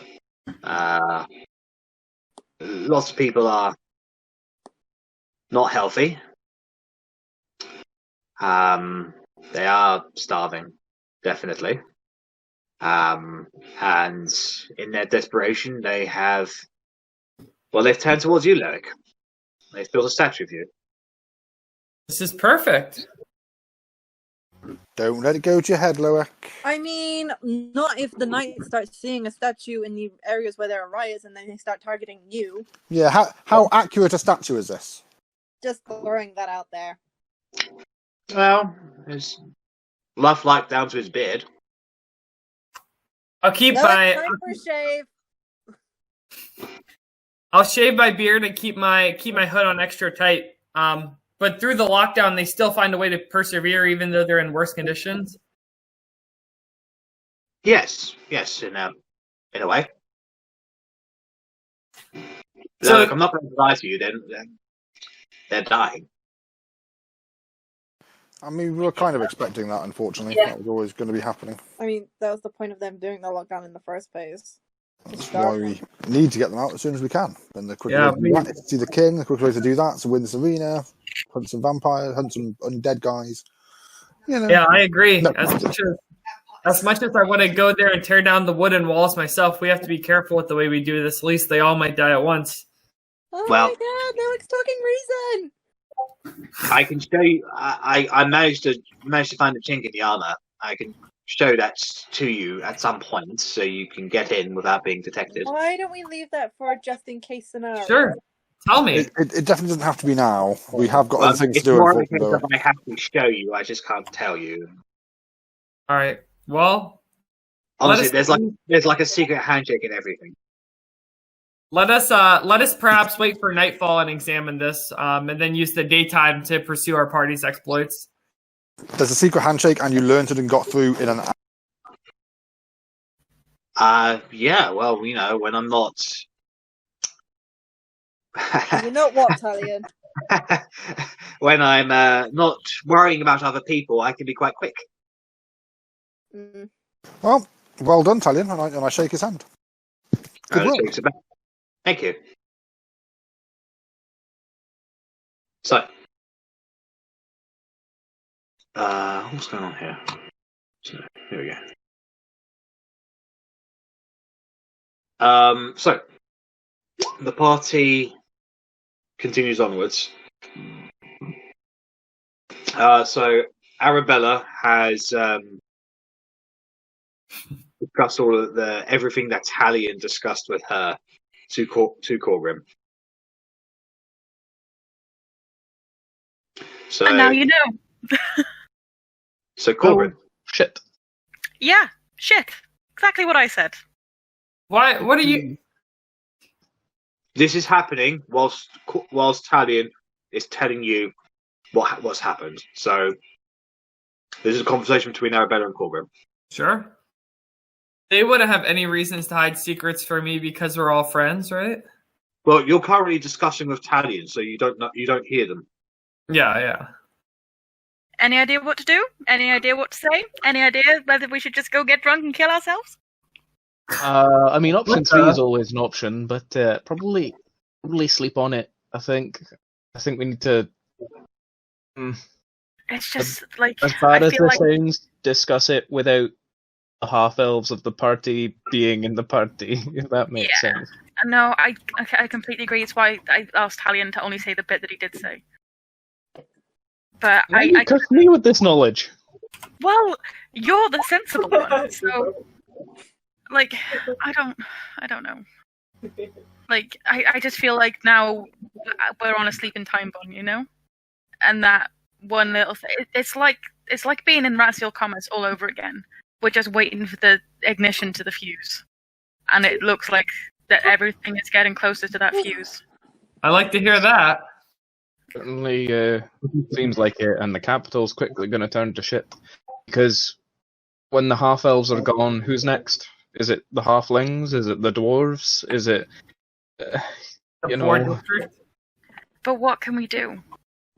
Like we're meant to be saving them, but it just seems like they've got this like, do we go in there now and say to them, like, don't do this, we're doing this? Or do we go in there and help them do that? But then we've also got other things. I mean, if you tell them that there's hope, they might just be more motivated to do what they're doing. They might be more motivated to just carry on with what plan they've already got. I mean, you know, maybe people have promised to save them before, and all that goes alright. I mean, can you imagine what will happen if they actually see Loic? Just how spurred on they'll be? Yeah, exactly. Like that could come positive in some ways, but at the end of the day, we want something from the king. We didn't come here to save the half-elves. We came here for Oakenheath and Edgar. I know it's selfish, but that was our main reason for coming here. We didn't have to get involved in all this stuff, but here we are, knee-deep in it. So it's a slice of the race of the whole world, and we need to save the world. The bigger picture basically is, alright, things are pretty fucked in the Elven district, but the world could be fucked if Argoneth comes back, if, you know... At the very least we need answers. Once we've got those answers, then we can decide, but hopefully we'll see the king before whatever this tunnel is being built is finished. I mean, surely they can't be making great progress if they're all fucking half-starved to death. From the sounds of things, Talion said they're close. Well, fuck. Yeah. Yeah, you don't hear any of this, Loic, sorry. No, look, they're specifically having this conversation to make sure you don't hear this. But yeah, so here you go. Here's a ticking time bomb that I don't know what to do with. Problem shared, problem halved? Problem multiplied, I think. No, thank you. I mean, I know I've been a bit of a hard ass sometimes with information, but thank you for telling me. This is something we're going to have to talk to the group about. Yeah, well, since I forget the name of the fucking town, Brian, I trust your logic more than mine when it comes to monarchy and those in charge. So, yeah, I don't know.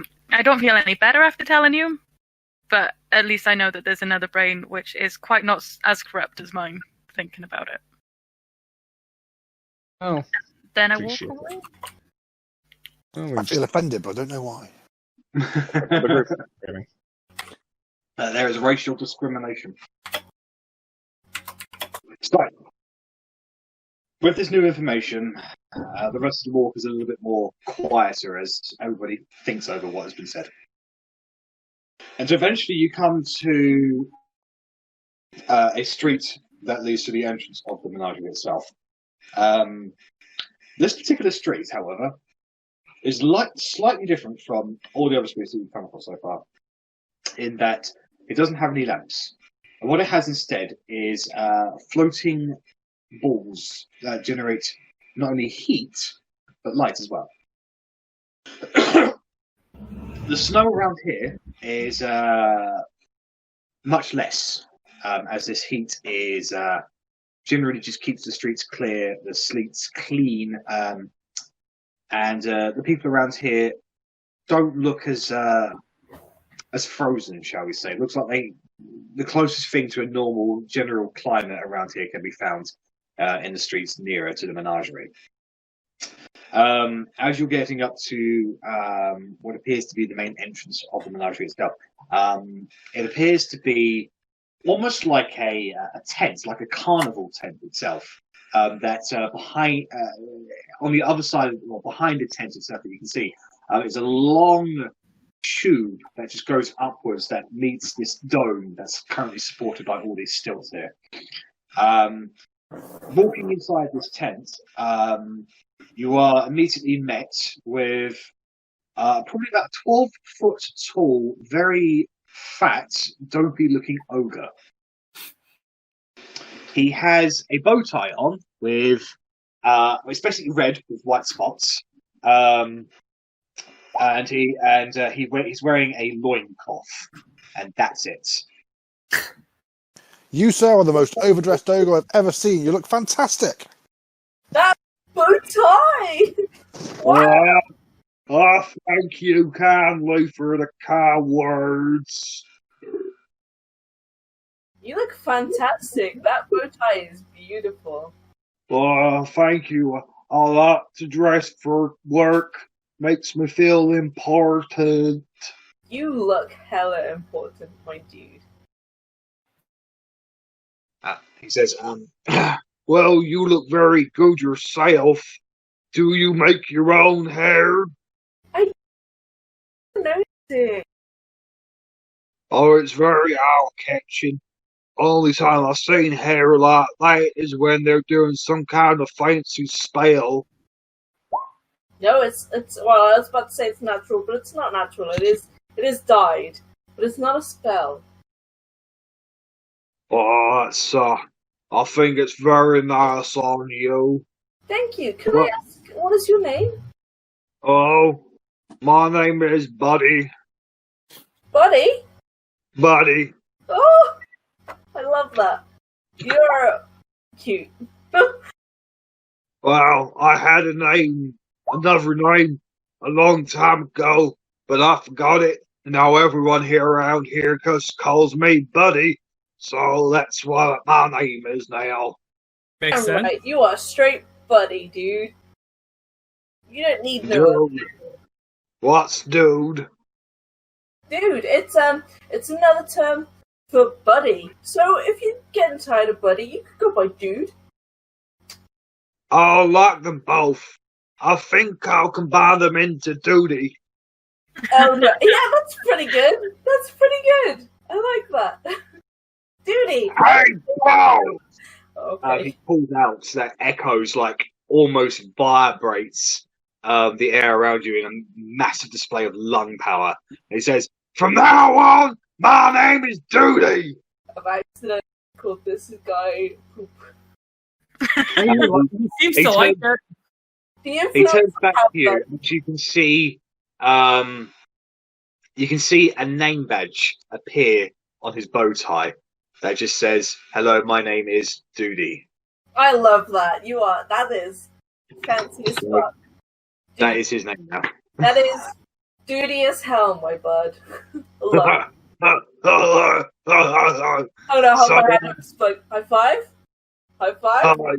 Yeah, plus you can make a strength saving throw, please. I'm gonna get the fucking smacked across the room.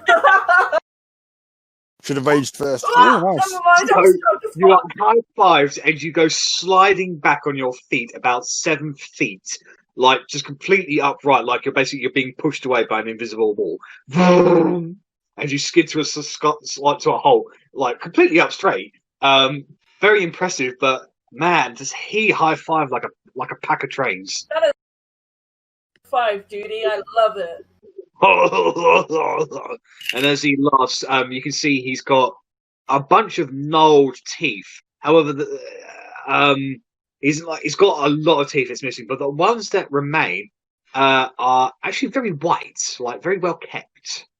Dude, I love this guy. So, I really appreciate the nice conversation that we've had, but I'm afraid I'm going to have to tell you all the fuck off now.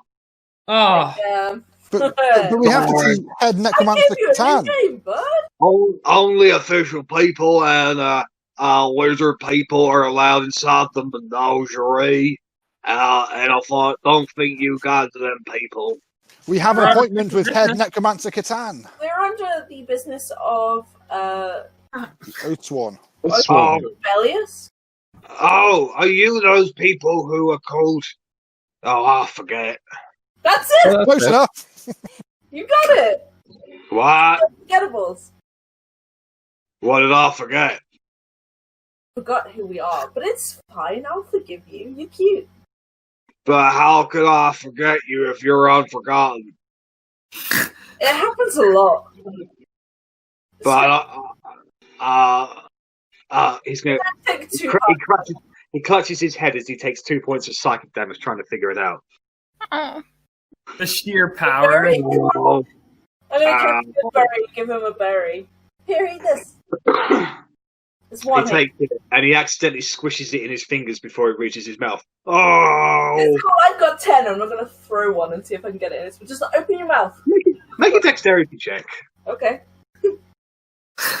Let's see how this goes. That's not bad. So he has his mouth open, and it takes you a few tries, and every single time the berry misses, it just bounces off over his eye, his ear, his cheek. He makes no actual reaction to it whatsoever. It's like donk, donk, and eventually you get one in. Oh wow, that's a lot more filling than I thought it would be. Oh, you have all to me. Now you don't have to. Oh, well, thank you kindly. So, I guess you do have business here in the Menagerie. My apologies for my previous statement. I've had a lot of people try to get in here recently. There's a lot of lowlives around here. You can't be too careful, Duty. It's understandable, Duty. You got this. Yeah. You've got a duty to the job.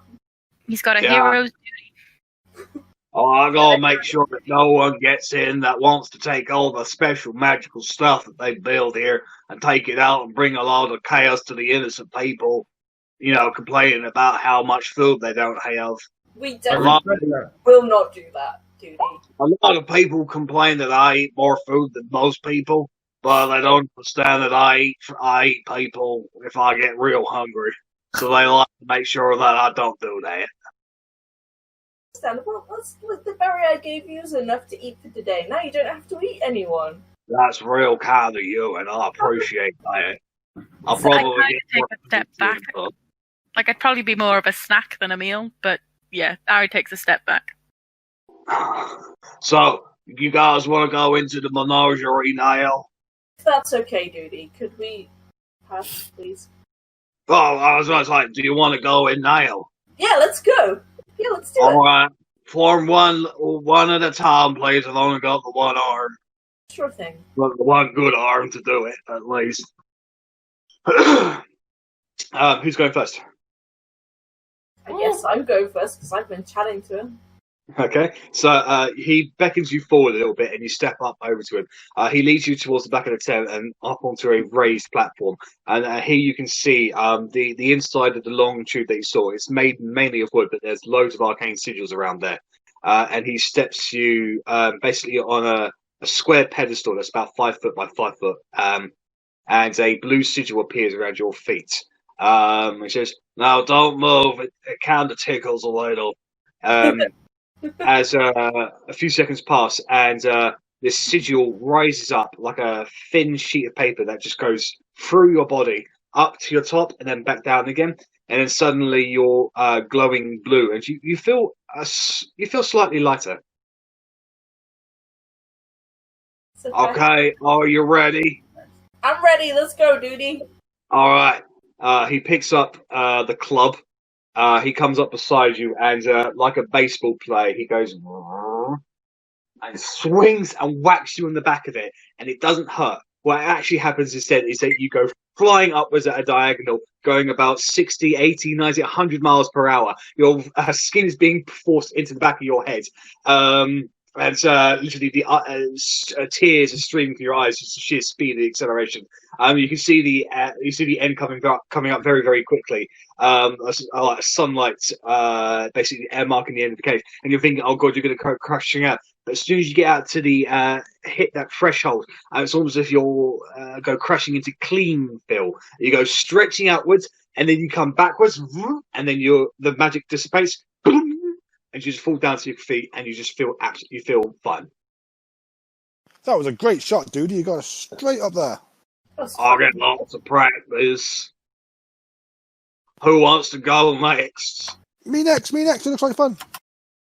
All right, and he does the exactly same thing to you. You go absolutely flying until eventually you meet Bella at the end of it, where you go outside. I'm just waving to Bella as I get up there. And you drop down to your feet with no damage at all. And one by one, you all get up nervously as this gigantic ogre whacks you in the back, baseball style, with his gigantic club, forcing you to go flying in an upwards motion up this tube. That's in itself. The whole process lasts about 20 seconds, but you feel like you've travelled a hell of a long time, a hell of a way in just that very short amount of time. Who's going last, by the way? Just want to make sure. I go in the middle. It'll probably be me because I'm not the biggest fan of this ogre after he said he eats people. Okay. Oh, only when he gets hungry. You want to be left down there on your own with him? So Talion goes before you, Arri. Goes, this probably is going to... Wah! And then you sit up, get onto the station. And she goes, "Oh, you're a bit of a small one. I hope I don't miss my aim." Oh, really? Jesus Christ. You know what the best thing about my job is, Lesley? What? I don't even have to do this. You could just literally step up there, but I just like doing it. Dick. And Arri, you hit out the clean fill, and then you come backwards, drop down to the ground. I can't hear anyone. Okay, so before you, you can see quite an amazing view, actually. You see a number of almost platform-like stone daises just floating around everywhere. Effectively, you can see people standing on them, and sigils effectively shifting and reshifting and renumbering themselves as they are apparently using these stone dials as fast methods of transportation everywhere. You can see lots and lots of dome-like structures inside that have got many decorational arcanic sigils over them. You can see a dome of abjuration. You can see a dome of evocation. You can see the Tower of Illusion. You can see a large, probably the biggest structure here is called the Grand Library. Now, Loic, the Grand Library is the thing that you're most familiar with, actually. It's where your background would have taken you on occasion. Yeah, I tell him about this. This is a place for great knowledge. We could find things that we want, but yeah, we need to know at least what we were looking for first. The most ancient knowledge ever accumulated in the kingdoms is all stored here in the Grand Library. and some of it is some of the most guarded secrets in the entire country. Only a very few select people are allowed to walk the halls of the Grand Library, and even the fewest select people are allowed to go to the restricted sections. Rennas, this would be a great employment of some sneaky skills, but not just now. Yeah, I don't want to get banned from this tournament. Not yet, yeah. We'll be good. I'm definitely on board for some sneaking stuff. I desperately want to do some sneaky. When the time is right.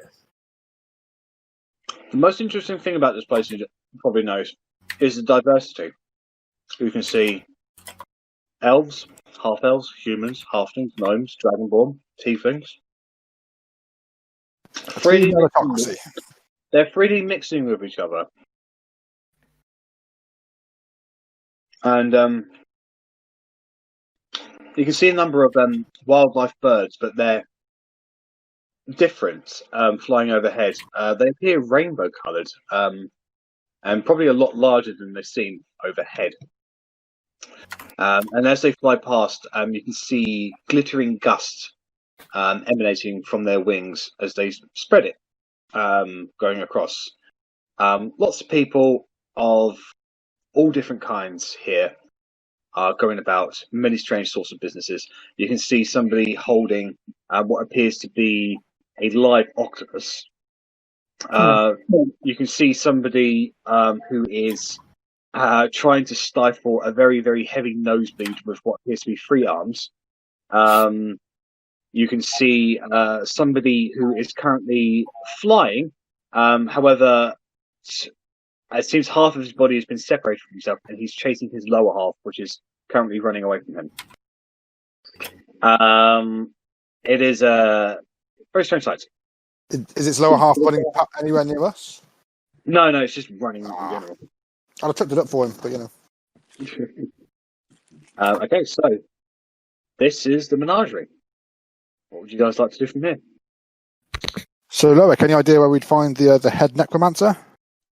It's not really something I've said before, Jack. Would I have any idea where to point them? Maybe an administrative wing or something? Wasn't there Yeah, so you'll need to go to the Crypt of Necromancy. What did you say, George? That makes sense. Sorry. So there's an obvious place for the necromancers to be.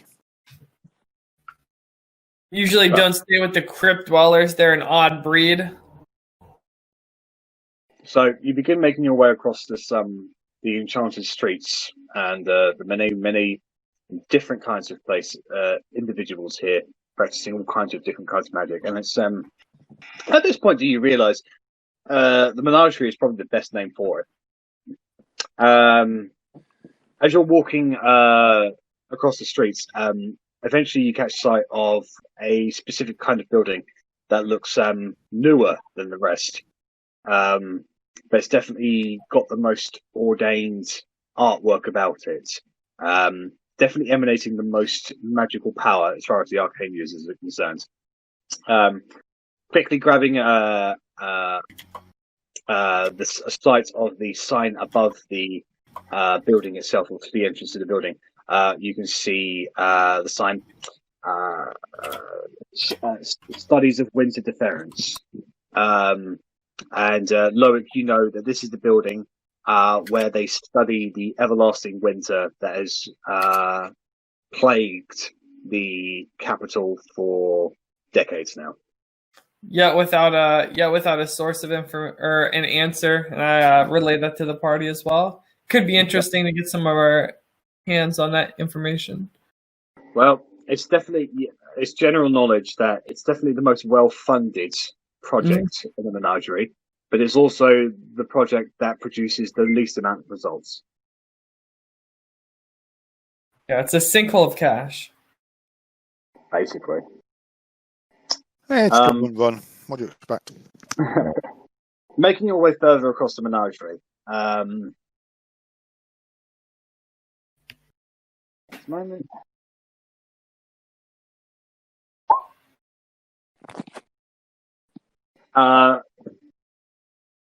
Bella, as you're walking forward, you hear a you look up and quickly get out of the way in time as a dwarf flies past your face hits onto the ground and goes splat. Blood everywhere. Jeez. Is he dead? There's barely any bones left. Can I figure out where it came from? Like, what direction? You look up. You're not near any buildings at the moment. You don't see anything flying overhead. It seems that this dwarf just dropped out of the sky. Did it get in my hair? It just splashed around you, so maybe a drop. Has anyone else around reacted to this at all? They look at it, and then they go back to their daily business. Okay. Are there any, like, bits of clothing left from this squish dwarf? Yeah, they're completely covered in crimson, though. Okay, that's fine. I don't care about blood. Can I check his pockets? Yeah, so you reach inside his pockets. I'm looking for any kind of identifier as to who this was. Well, yeah, the first thing you'll find is there is one of his pockets has a locket. Okay. Can I take a look at it? Yeah, so it's golden in nature with a few arcane sigils on it. It's one of those lockets that can open up with a click. While Bella's doing this, can I just look around and just see if anyone's taking note of her rifling through this corpse's pockets? No, to be honest, people are busy doing their own thing. Okay, Steal away, Rennas! Steal away! No one else worried about opening a locket with arcane symbols on it? I'm just gonna look at it for a second. Just be like, You'd be crazy with these whack jobs. I'm gonna stand back. Yeah, I'm gonna move back as well. I know there's some real loons in this district. Okay, I'll find this for one. Is there anything else in the pockets? A few ruined notepads, and a silver piece. I don't care about the silver, but I'm gonna take the notebooks. Okay. Any writing that were in them has now been completely drenched away because of the blood. Okay. Oh, blood-soaked notebooks. They're gonna be cool to write in when they're dry. Whoa. That's pretty fucked up. Rennas looks at Bella with a very new light. Hey, how's it going? Yeah, bag. I'm putting those in my bag. That's cool. What are you doing with the locket? I'm just gonna look at it for now. Are there any guards nearby? Not that you can see. If there are guards, you don't know what their uniform is in this place. Okay, I'm not gonna open it. I'm not that stupid. I might be not intelligent, but I'm not stupid.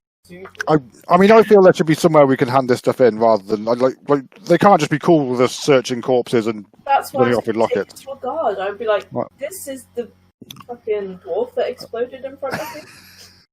You never know, guys. There's a room full of an ice experiment. There's a necromancer's den. Like, there's all kind of secrets here. This stuff happens here. You just got to stay on your toes. 1, 2, 1, 2, 3. Got to make sure you're not in the way. I would, as we walk, try and keep an eye out for someone who is potentially a guard, who is dressed in guard garbs.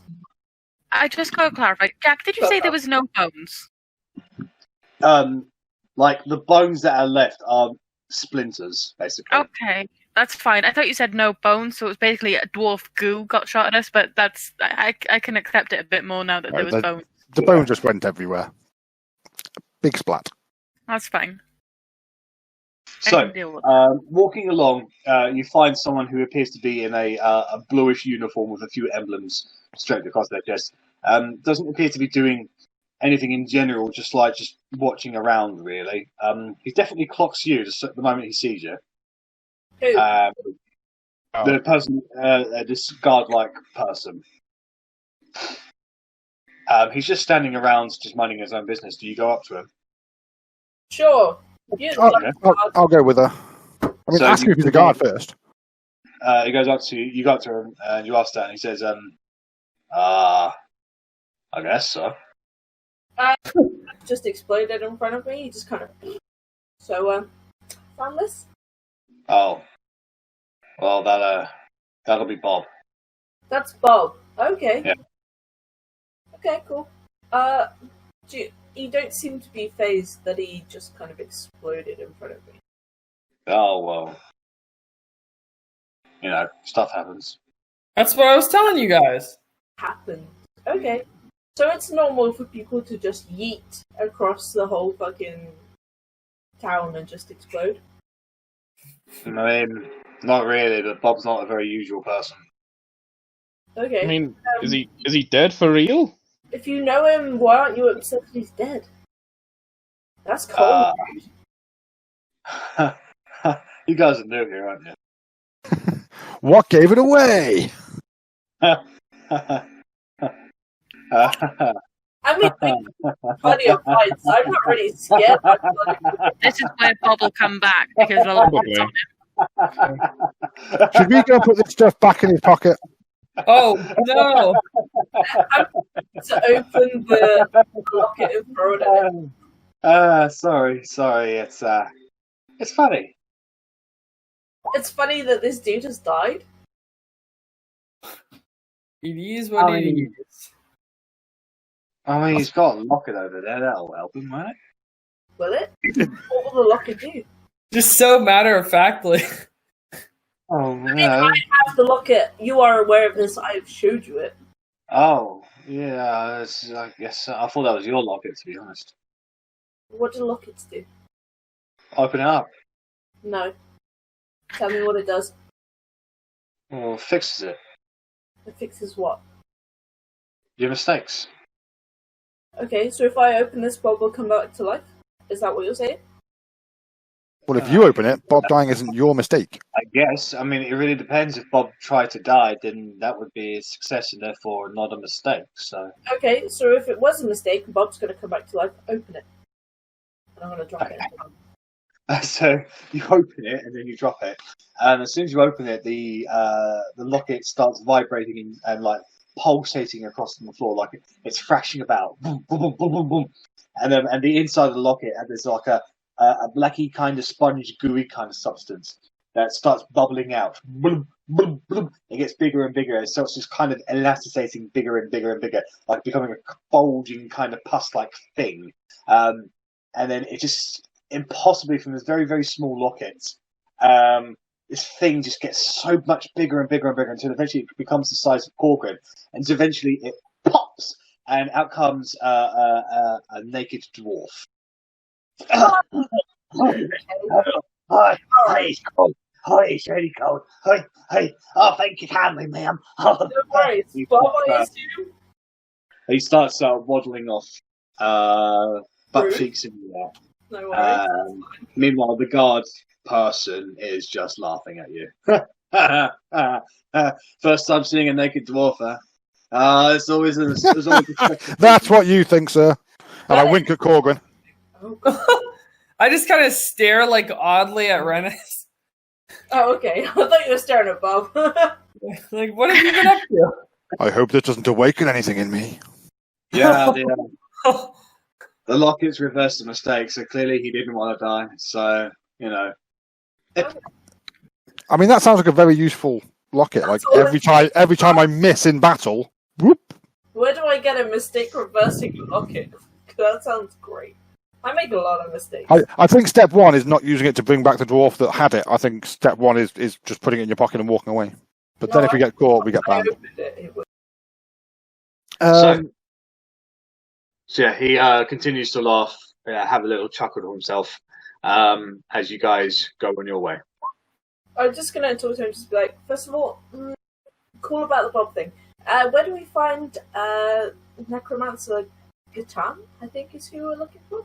Oh, the head necromancer? Yeah, that dude.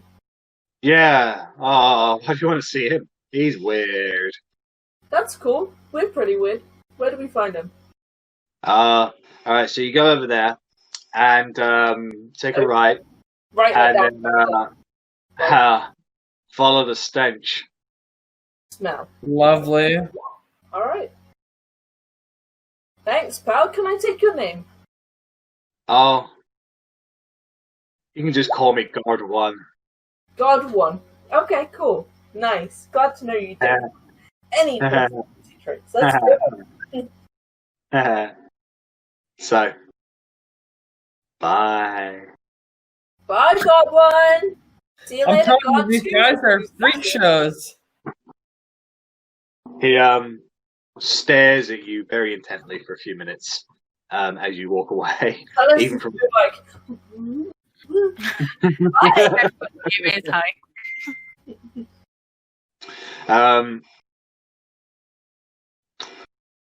Who's got the sorry, Korgrin? You've got the highest passive perception, haven't you?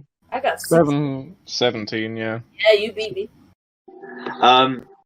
You can distinctly hear this individual saying once he feels like you're out of earshot, man, those people were weird. That seems like a lot considering the place we're in. We've outwitted some weird people. It's a different place here, I'll be honest. Guys. So you continue making your way in the directions you came, and soon enough, within a couple of minutes, you're immediately hit with a stench in the air. It's unfortunately, it's a smell that some of you know by now. It's a smell of bodies. And moving a little bit further down the street. Was it Catan? Name right. Was it Catan? Yeah. I mean, it smells yes.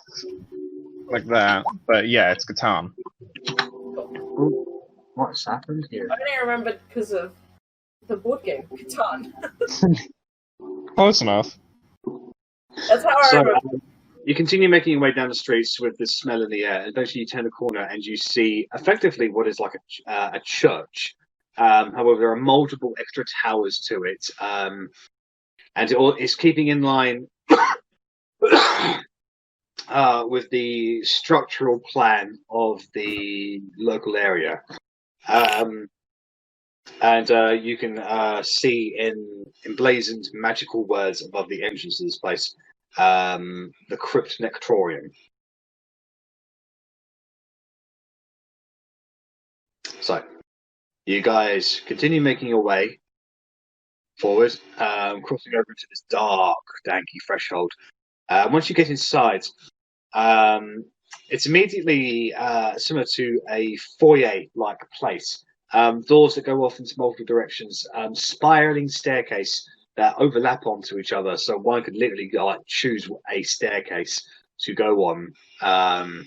Almost redundant, but strange in a way.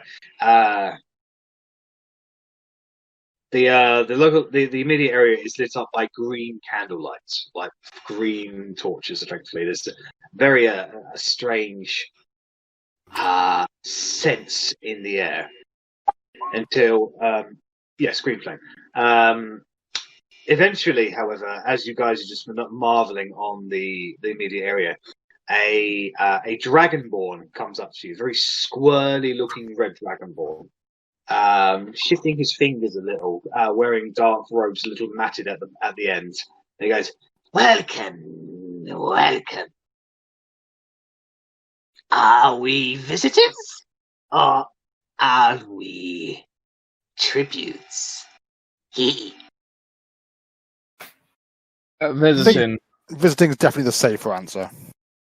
Yes, okay. You're boring. Well, welcome to the Nectorium Crypt. My name is Venice, and how may I help you today?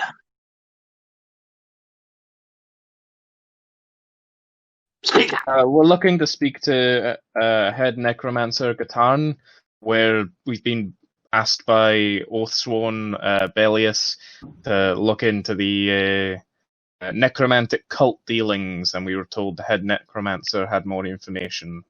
Them are some big words you're throwing around. Take us to the headmaster, thank you.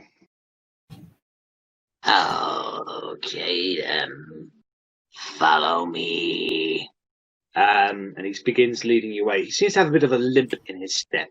And he has Dragon Balls can have tails. It looks like he had a tail, but half of it was removed. Now it's basically like a half-tail stump kind of thing. He leads you further and further into the crypt, leading you up one of the spiral staircases and shoots off onto a third floor. making his way down a long, dark corridor. Eventually, you come up to a door that has got a green sigil about it, and it looks like this, just to make sure the deadies stay out. And he raps on it, gives him a little bit of an electric shock, but he doesn't seem to notice. Head Necromancer, you have visitors! Seems unnecessary. What? Nothing. What? Then, Head Necromancer, I have done nothing wrong, and I have got my study hall. All right. He brings out a blade from underneath his cloak and holds it up. The Head Necromancer will see you now. And he plunges the knife into his own neck. Slits it open, and he falls down to the ground and stops moving. This place Necromancy is interesting. Just smile and wave, guys. Just smile and wave. Maybe this. With that, the green sigil disappears.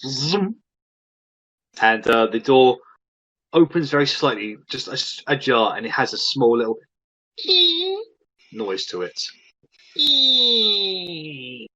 You are met with a relatively average-sized office. A couple of chairs there, a large desk, and a much bigger chair, apparently made out of bones, on the end of it. There are several green flame torches in here, along with several shelves from base to top of the entire walls. Have a great many strange artifacts on them. You can see what looks like brains in jars, pickled eyes. You can even see a few hands that apparently are moving inside these jars filled with green liquid. You can see a number of books, the titles of which don't look very good. There is a window that is very, very dirty behind the desk that overlooks out onto the main plaza of the Menagerie. The panes themselves have a bit of a greenish view about them, which just adds to the strange presence of this room. On the desk itself is a number of blades, and apparently one of those devices, one of those little contraptions where there is 4 little metal beads on strings. Oh, I know what you're talking about. Click, clock, click, clock. A Newton's cradle. cradle. So Always when wanted one of you them. say beads on strings, I think of something completely different to a Newton's cradle. Just Anal beads. no beads. Oh, sorry. Tut, tut, tut, Meghan. Lowering the tone for the rest of us innocent people. Don't There have are a a number set of anal beads. There are a number of my brain. No one said that. You can see a heart. You can see maybe a liver, a pair of lungs. Each of them seem to have been stitched together, and they glow a slight greenish kind of energy.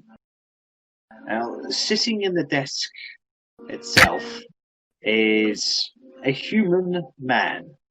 Looks like he's in his early 60s, completely bald. He's definitely got ashen white skin, however. And his eyes are moored black. Like, you don't see any pupils, they're just moored black. His clothing is uniform black, effectively.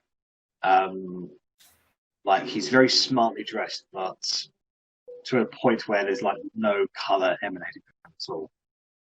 And as you all file inwards and pursue, look upon all of these sights, he looks up to you and says, the unforgotten. Please come in. I've been expecting you. So, You have all garnered the attention of the king. Some people waste their entire lives, and as he says lives, he smiles and you can see yellowy, like really yellowy teeth, trying in pursuit of gold, and yet you people come along and it's just given to you. How curious. I mean, I wouldn't necessarily say just given, sir. We worked hard for that. Oh. Did you spend 45 years dedicated to the ancient arts to discover spells long since forgotten in the pursuit of glory for your country? I think the man No. salty is the word. Oh, we don't use salt in this place. It ruins the meat. Even creepier. So, you've obviously been made aware that there is a rise of cults happening within the city. And no doubt that the king thought I would be of assistance to you, for these cults practice an art that I am knowledgeable of.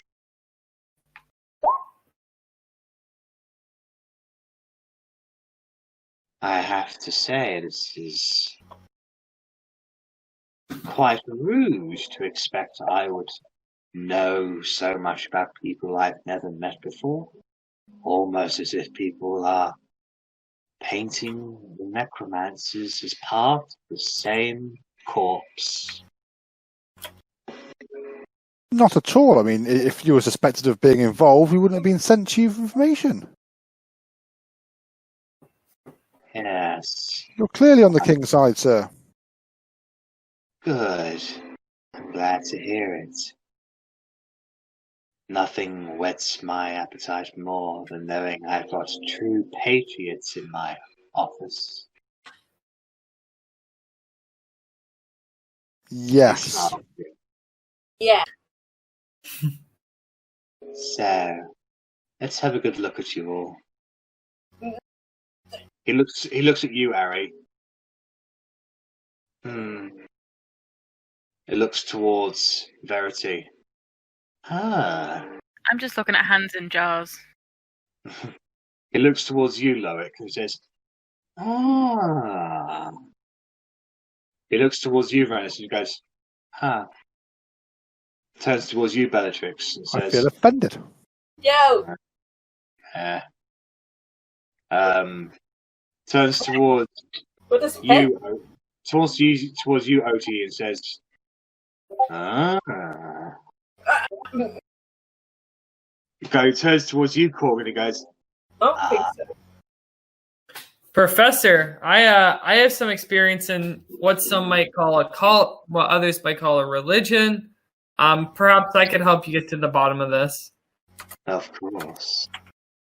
Any help you could provide would certainly go far in these walls. Are there any cults within the city that you would expect of using necromancy? Well, there have been several words, names, that have been passed out recently. Even chills me to the bone. And who are these cast outs? Oh, I'm sure you've heard the names of the Whispered One. I have not. Can I just start poking the glass with these hands just to see if they react like fish? They do. They try to grab your finger through, and the jar itself just rattles ominously on the side of it. He goes, "No touching the merchandise, please." Tell me about who this whispered one might be. Oh, you've not heard of the Undying King? Not yet. I'm ready though. Ah, then let me tell you the tale of Meghan.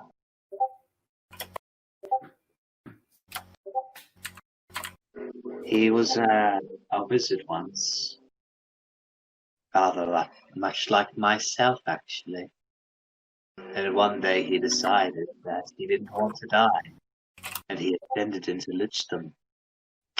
Now, please tell me you know what liches are. I do. I've been. Please. Oh, liches are the ones who have mastered undeath, made it their servant instead of their informant, which is unfortunately what happens to many people who dabble in such arts. Vecna himself eventually ascended into godhood, was banished shortly after his ascension, but has never given up trying to make his way back. He still holds a dominion in the multiverse after all. And do you have any idea where these cast outs of this Vectra might be, perhaps? Maybe they have Vectra's the shitty dragon. Yeah, remember Vecna is different to Vectra. Yeah, my bad. My bad. Well, Vecna is only one of the names that have been passed out, unfortunately, in these recent times.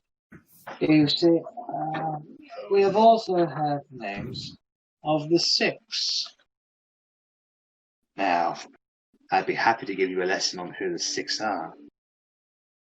There's the Devourer, the Fury, the Keeper, the Mockery, the Shadow, and the Traveller. These are demons or students? They are gods. And they've been cast out of your school? Or cast out... No, they are gods of pantheons. They hold their own domains in the multiverse. They are very bad things. Together, they are collectively known as the Dark Six. Like Vecna, they have been banished. However, their cults are always looking for ways to bring them back. These cults, who would support evil creatures such as these? Oh, people who are looking for power. People who are looking for vengeance.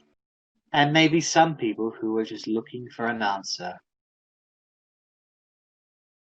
Another name that has been brought out is Baal. He is known as the god of murder. I doubt I need explain what his pantheon is all about. You can sit and lecture me in the dark arts all you want. However, we need some more tangible leads, people, places. But don't you understand it so far? Another name that's been passed out is Chemosh, god of the undead.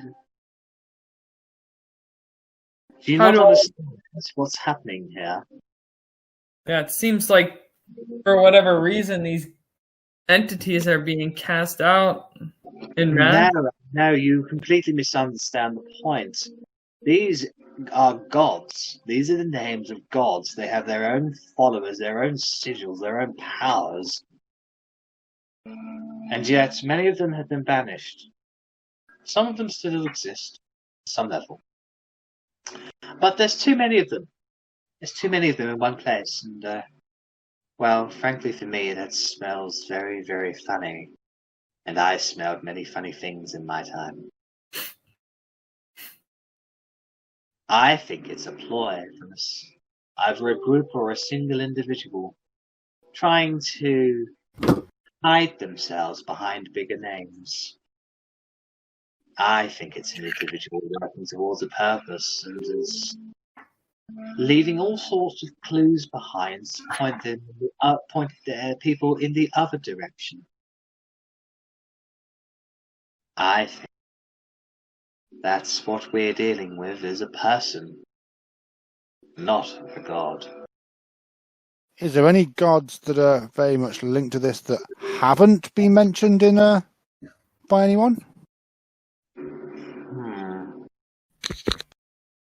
I'll have.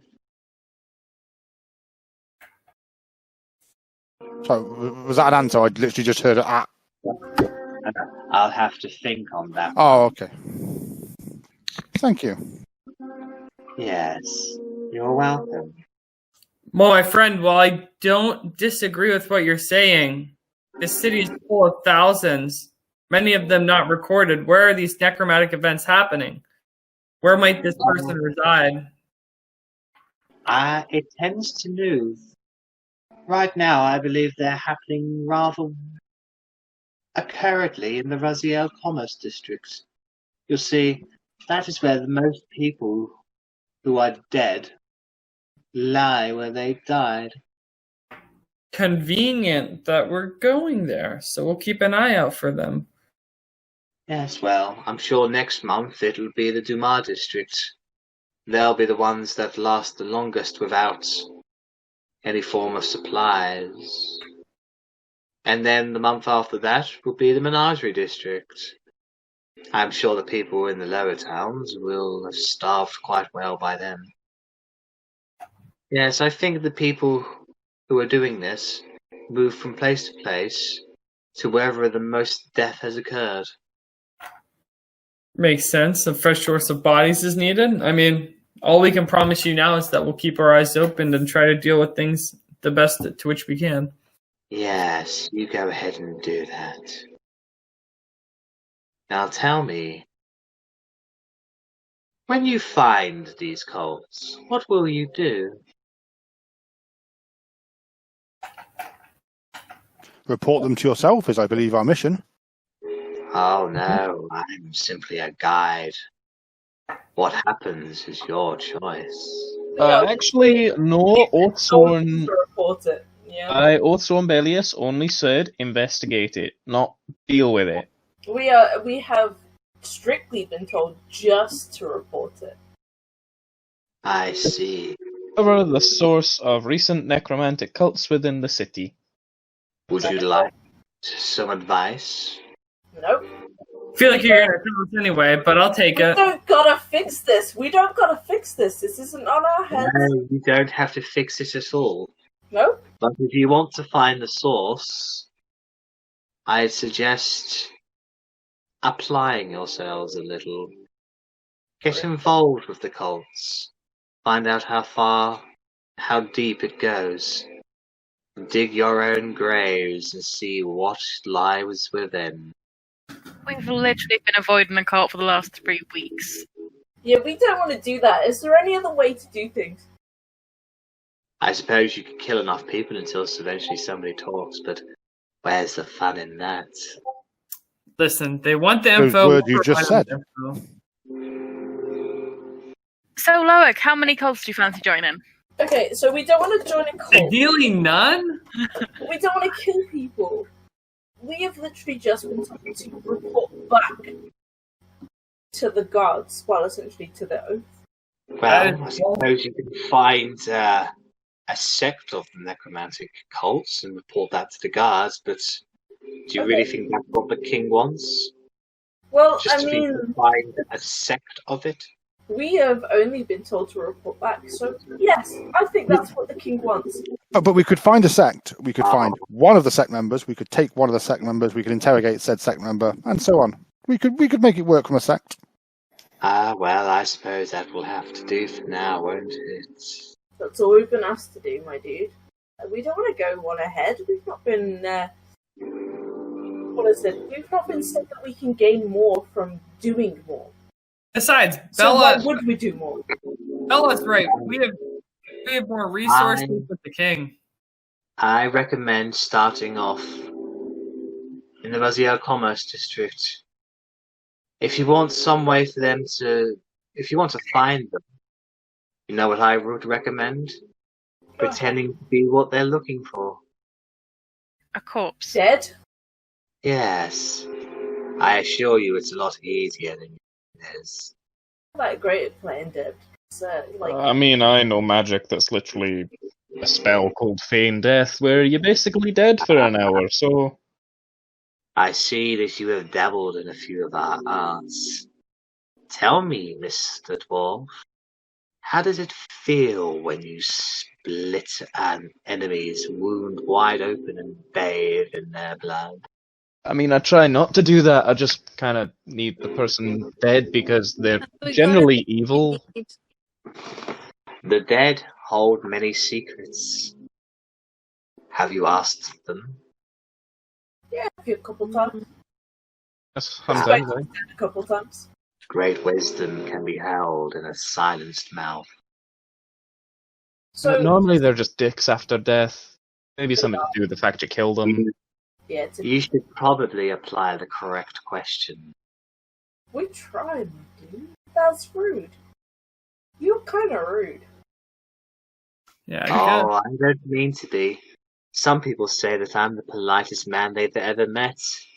Try I harder imagine to they're stick to already that. How many of those Not people are doing alive? Great. I Sometimes imagine- that's the last thing they say.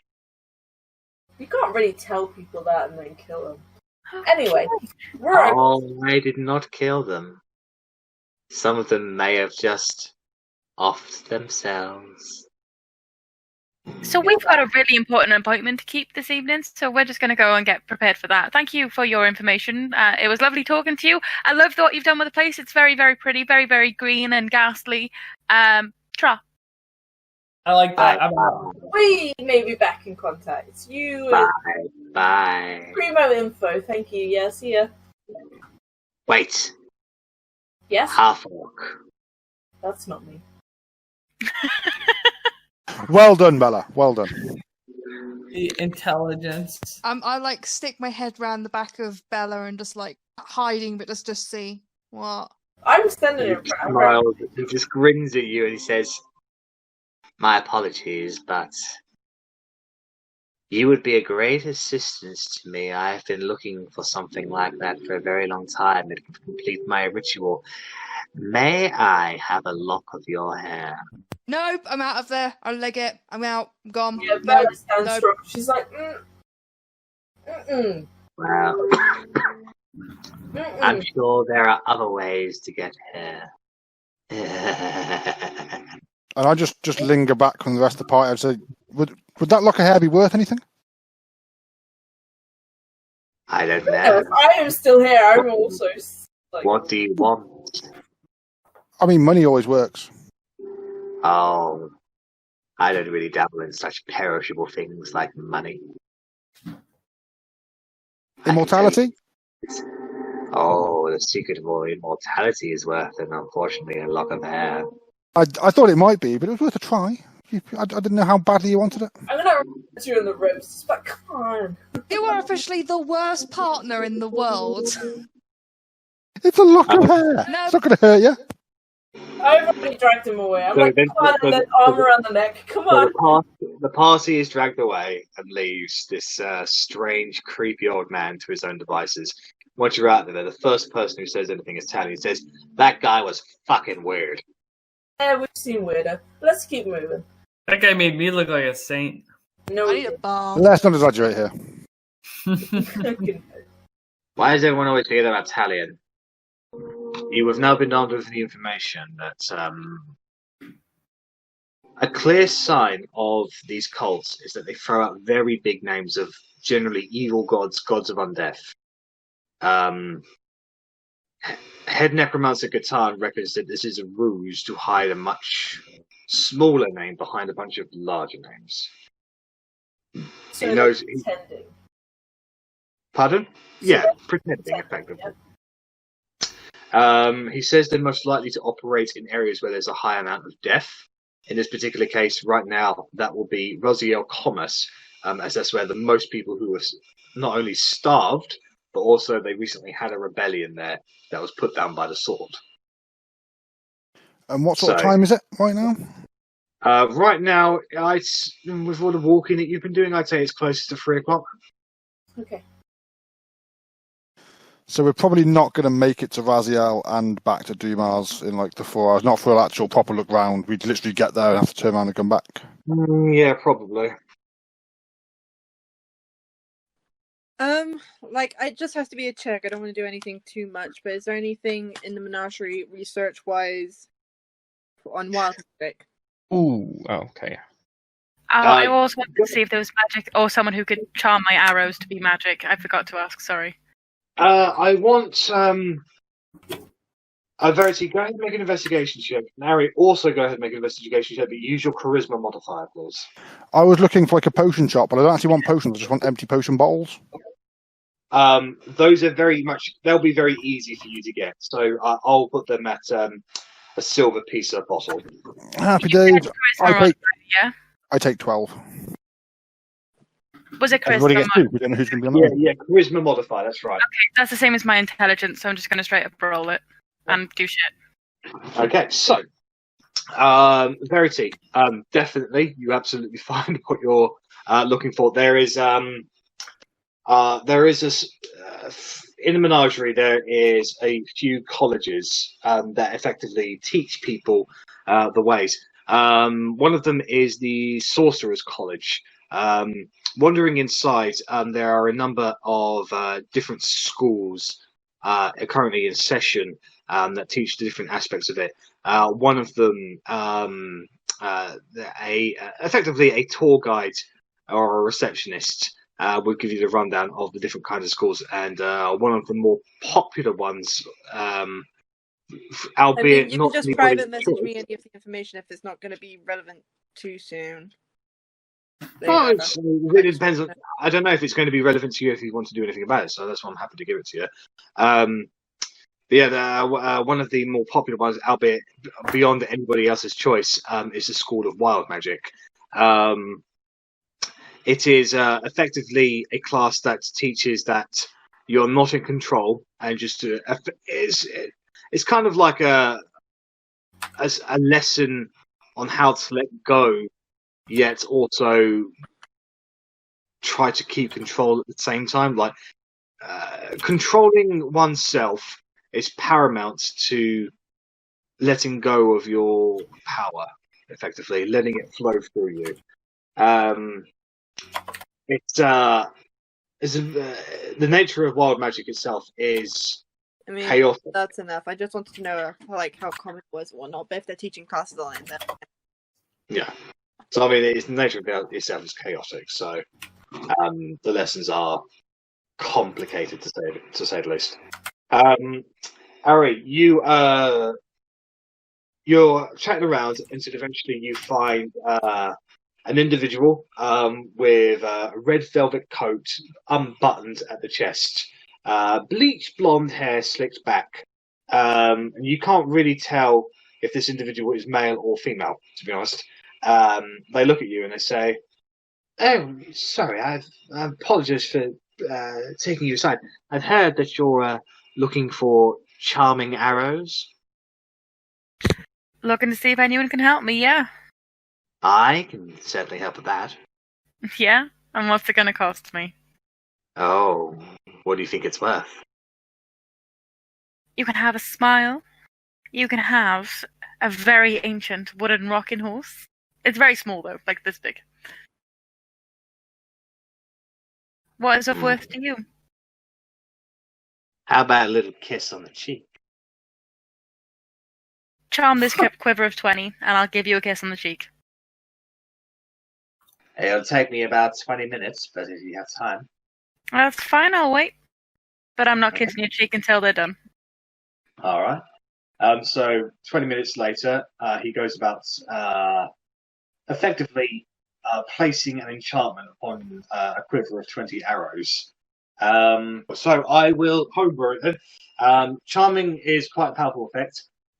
So when you roll a d100, 10 or below, then they will be they'll have to make a saving throw against your spell saving DC, and if they fail, they are charmed by you. Okay. It takes 20 minutes, but he finishes it, and he hands it back to you and says, "Well, there you go. Now, my reward." So I go to kiss him on the cheek, and I assume I'm going to keep an eye on him, and just in case he tries to kiss me on the lips. Okay. So I go to kiss him on the cheek, and if he goes to kiss me on the lips, I will stop and give him a dodge look. He does not move, he just leans his cheek in a little bit further to get that peck. Okay, and that's all I do. I give him a peck on the cheek. Tommy, what are you doing? And he stands up and goes, "Well, thank you very much. You've made my day." Pleasure doing business. Tatty bye. Tatty bye, and I No walk one away. paid me hours for kisses. I'm a cute little dolphin. I want you to make a perception check, please, Arri. Oh no. What did he do to me? I will never know. Absolutely nothing. No, that's a DC. You don't see anything. You just hear "Ah!" I turn to look at the noise. Did I just hurt Talion? No, the guy the guy who just pecked has got about 20, 30 paces away from you, and he's currently on the ground, moaning in pain, and he has an arrow through his leg. Oh shit. Okay, so I kind of hurt Talion, but Talion hurt him instead of me. Well, you don't see Talion around. I think I can make a good assumption that it was Talion. Yeah. With that, you just whistle to yourself and you go on your way. Yeah. So Okay. Is there anything else anybody else wants to do in the menagerie? I would like to find a component shop. Plenty of those about. You can go there with Rennas, who went there to pick up some files. Do you just want to go to a general one or a more specialised one? Probably more specialised. After all, I'm in the I think market Oti's going to have to come with us as well. for some diamonds. So Okay, so the specialised one won't do that one. That'll be more of the general ones. wow, regular ones it is then. Yeah. So the regular ones, they have about 1,000 gold pieces worth in diamonds. Yoink! So you're going to take them all. Absolutely. All right. So you make the guy's day by buying him out of all of his diamonds. There are varying different cuts, sizes. Obviously, some are more expensive than others. But yeah, that is you get those. Yeah. When stares at all the shiny, pretty diamonds. This is for spells. Fuck off. But just one. Slap. Nope. Oh. Fine. Can I safely assume that was just taken out of the The party inventory. Yeah. bag Yeah, of just let me holding? know if there's any going back in the bag of holding. Personally, if it's okay, I'll be keeping these diamonds on me because I'll need them for spell slots, for spell materials. So, I'll keep a close eye on him. Don't worry. so would you say it's just 1,000 golds worth of diamonds, or Yeah. No, that's what I'd say. Yeah. okay? Thank you. Okay. So, is there anything else the party wants to accomplish in the menagerie? Nope. Good here. No, I think I'm okay. So you guys make your way towards the exit of the menagerie. As soon as you cross over the clean field sort of barrier, as it were, you immediately start drifting downwards in a relatively quick, but not as fast as the way you came up. It takes you about a couple of minutes to get down to the bottom, but you lightly set down there, and your weightlessness is taken away. And you Is Doody still there? And Doody is still there, just staring at you. And he goes, "Huh, huh, huh. Way's down, not as far as the way up, ain't it?" You're not wrong. And I Does just that turned to work? everyone and I was like, did you know that he doesn't actually have to fucking hit us with that stupid bat to get us up there? It didn't hurt. But does it work anywhere else? Can you only hit us up there, or could you like do us a shortcut to somewhere? Oh, it only works up there. I mean, I could do it up there all the way down, but I don't like climbing up that place. They look at me like I'm funny. Oh, I can't believe anyone does that, Doody.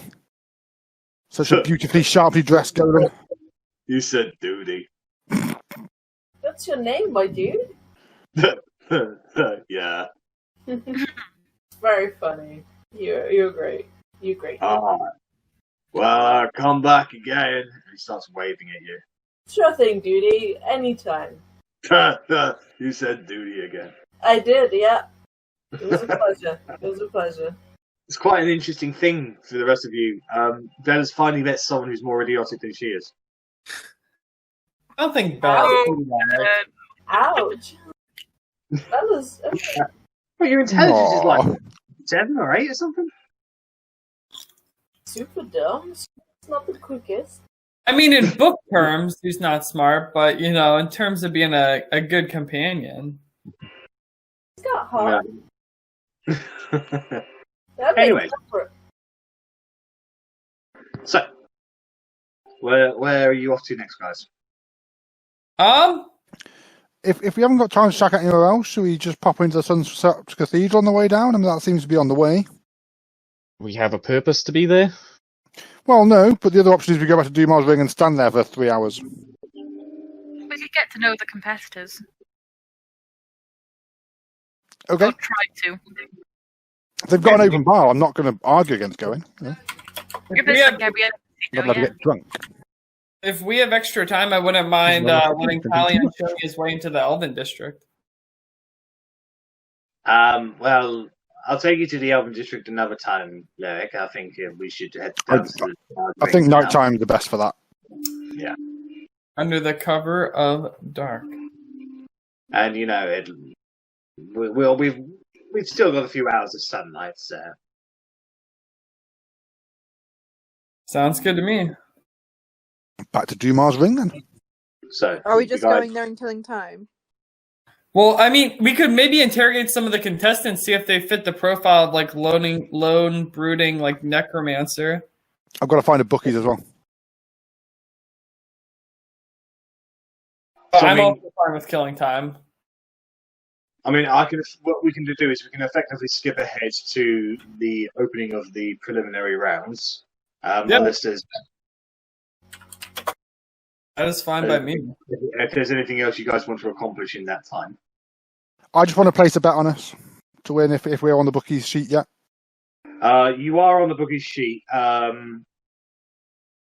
The odds, because you're an unknown, it's effectively 2-1 odds for you to lose at the moment because they don't know much about you. Therefore, there's not much odds. They can't make any logical bets about your odds at the moment because they just don't know you.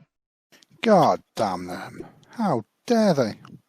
You've only been on the bookies for like an hour or so you don't immediately start off with 71 to lose or something like that. Okay, well, I guess we head into the posh bar then and get some... They said there was food as well, didn't they? So I'll stock up on some food. Oh, I need to find somewhere to fill up all these potion bottles full of water as well. That's easy enough. There's plenty of watering holes around. So that's done. And then I give everyone in the party 2 potions. 2 Oh, potions. thank you. Before we go into the arena, Verity's just gonna have like a 5 minute to write a letter or something and just like tuck it away. How long have we got before the arena? Hours. Okay. Did we need... Oh, sorry. I'm gonna take Otti by the hand and go off somewhere private. Oh. Bow, chicka, bow, wow. Wherever we deem as private. I don't know where we've seen that Behind the it's, curtains is a good place. more secluded than most places. I was there with Italian earlier. Oh. No, you weren't.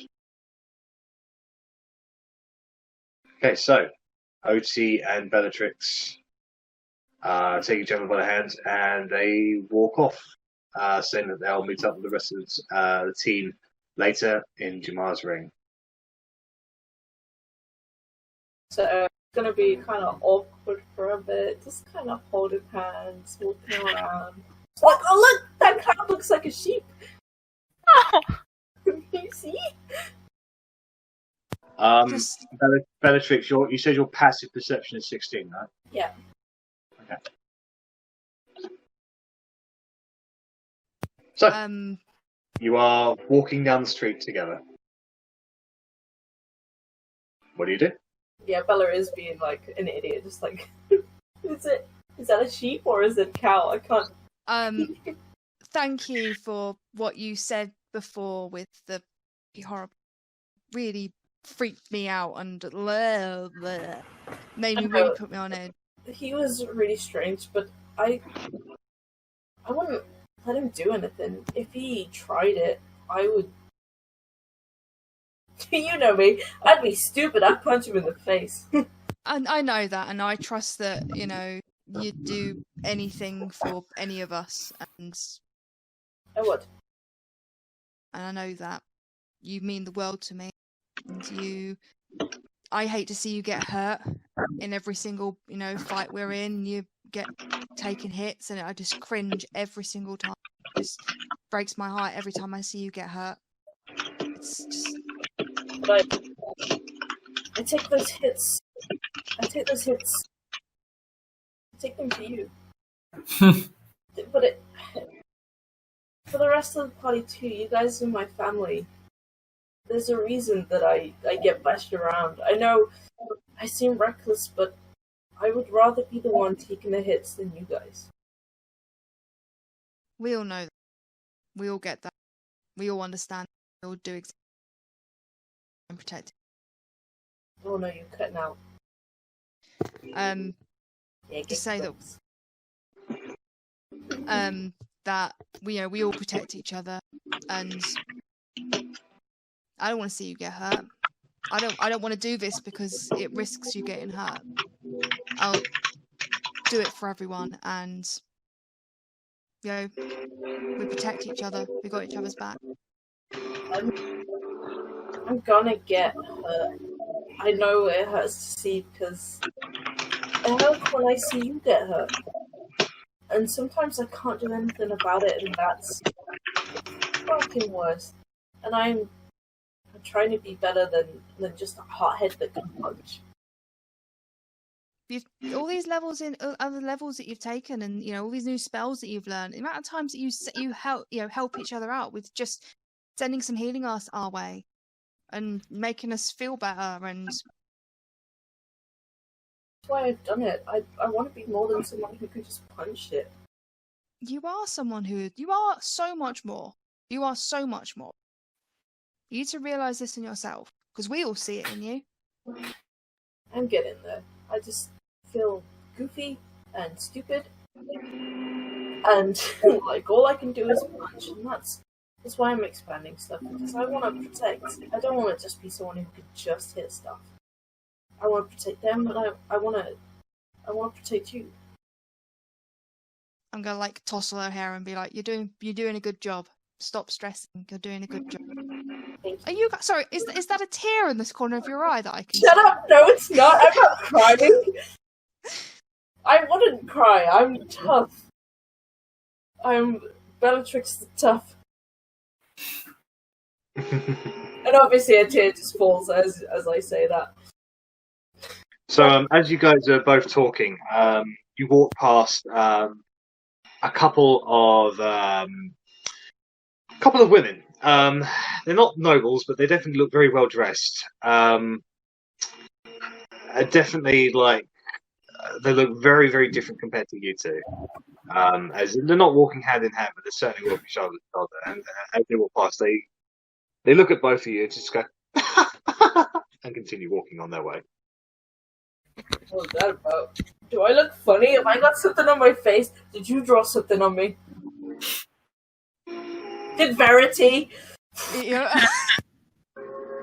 Verity draw something on her face? No. Did Verity draw something on my face? No. No, you look beautiful. You get the feeling that they were just laughing at how odd Bellatrix and Otti look together. You look great. Maybe a little bit of racial discrimination against them. I don't. What else is new? It doesn't matter. I'm happy in your presence. You're happy since we're a team. Fuck them. Not literally. That's weird.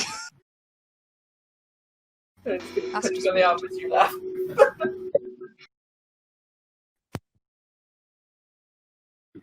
Okay, Partly. so We ain't done. so We not? This is not awkward enough. No, we need to get more awkward. It's Velotti. The most awkward ship there is. Bella and Otti continued their awkward date for a few more hours as the rest of the party makes their way to Dumas Ring, unless anybody else had any other objectives to achieve. I know that Verity was going to send a letter. Not send a letter. I've just written one. I'm just keeping on my person. Okay, no worries.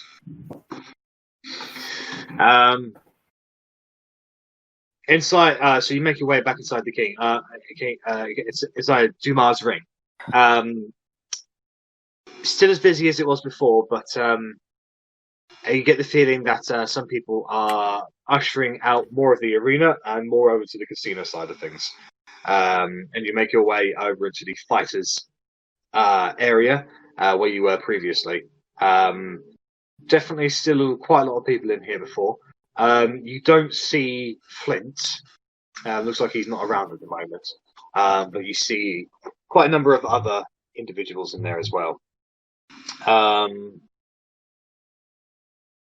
First thing, it's just, so you start getting yourself some drinks and some foods from there, and do you just start scoping out the competition? Yep, having a look around, seeing who's there, seeing if anyone jumps out with us. Okay, can I get investigation checks from you, please?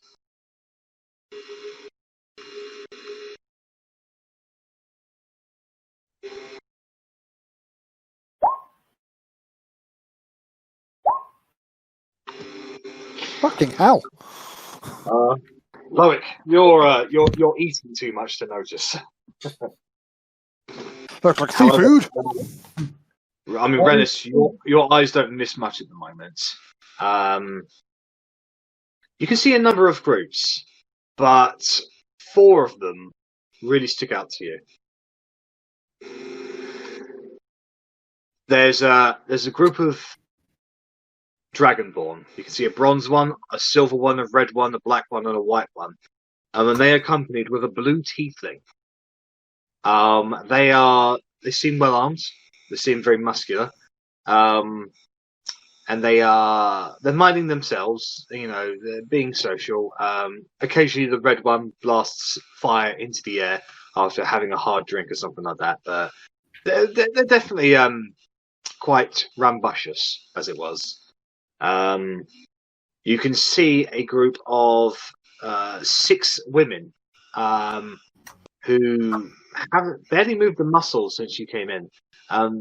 They are drinking and eating quietly, and they are not saying any words at all. But occasionally you see them nod to each other or turn their head or just some kind of hand gesture in some way. Any weapons at all on them, or do they look? Oh yeah, they are armed. Okay. You can see a collection of. You can see 2 clerics. One of them with long blonde hair with a white hood up completely. One of them is a gnome with a beard that's more wilder and bigger than his head, free flowing completely. He's a small gnome. He is chatting away with a red tiefling girl with very well with black hair that's combed, parted in the middle to the side. Long sort of shoulder length hair a bit. Does she look like she's part of the same group, or just they're just chatting to her? Yeah, look like she's part of the same group. To be honest, she definitely has a lot of personality about her. She's smiling and talking and generally being pleasant to anyone who gets near to her. And then beside her is another red-haired human woman who is dressed quite proper, actually. It's like a free-flowing sailor kind of thing, like just normal tunic sort of thing. Unafraid. So, just present herself, but, nothing sordid or lewdish or any way, sort of shape or form. She's got shortish red hair that sort of bellows in the wind a little bit, quite pale skin. They're just chatting amongst with each other. And then the final group that you definitely notice is a very old dwarf with red hair. With white hair and a blue hood over it. You notice that this person has got the sigil of Frostbeard. Ooh. He's got a long white beard that goes down to his waist height, sort of thing, and he's got glowing white eyes a little bit. Doesn't appear to be armed, however, he's got several clearly magical books at his side. And he's currently talking with an Arrabella, a bipedal eagle-like person. Part of the conversation too appears to be a full elven woman. She's got long flowing brown hair, is wearing a nice pink tulip in her hair, and her armor / clothes seem to be quite naturey in general. Beside them, is in part of the conversation, is a half-orc male with well-kept black beard and short black hair, that's sort of parted back at the side of it. He's wearing an unbuttoned long white tunic with a brown overcoat that's not heavy or anything like that. And sitting in the corner next to them is Bunyan. I'm assuming Bunyan hasn't noticed me. No, he hasn't. Is there like a toilet or a bathroom or just something I can go into? There's a bathroom, yeah. Yep, I'm going in. Hat of disguise going on, just as a random patron. I just don't want to look like me. Okay. And I mean, I'll leave it there for now. I'm not going to cause a scene before the preliminaries, but yeah, I should be keeping my eye on Mr. Bunyan. Yeah. On a word with that guy. Oh, he's the guy that promised us he'd stay and fucking he'd stay there, and he didn't. He drew his form away and fucked off. Dude, it took a second to click, bro. Let's fucking murder him. I thought he was the pyro. Then he's going to start his own little list of names that he can scratch off with a silver knife. Tinker, what are you doing? Those are the 4 groups of individuals that notice are probably a cut above the rest. So I obviously mentioned to Korgrin about the old dwarven guy over there. He looks like he's from Clan Frostbeard. He's got the old Frostbeard symbol on, or sigil. That's good to know. Ideally, we'd not kill him then. Well, I mean, he is over there in a party with that old Bunyan, so they are top of my hit list. With admittedly, it's only Bunyan. The fuck is there? Bunyan? You know that little fucking druid guy that was supposed to lead us into the bastard cave? I don't look like me, by the way. I look like a random patron because I'm the one that threatened them. I'm glad you clarified that, then. Yes, so at the moment, you just saw some random guy come up and go, there's Frostbeard over there. Like, who the fuck are you? So yeah, I obviously pass on them. So there's 4 main groups that look a little bit tough. There's a group of Dragonborn with a blue tiefling. There's 6 women that have barely said a word to each other but still seem to be communicating. So they're obviously Silent sisters, probably. Okay. And then there's a party of 2 clerics, a red tiefling woman and a red-headed human woman. And then there's a party with the old dwarf that looks like he's from Clan Frostbeard. He's the one talking to that eagle guy of the name I can't see, but the one that looks like an eagle walking around. They've got a full elven woman with them who looks like she could be a druid. She looks quite naturey.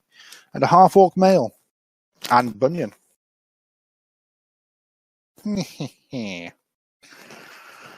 I'm keeping a very close eye on Bunyan.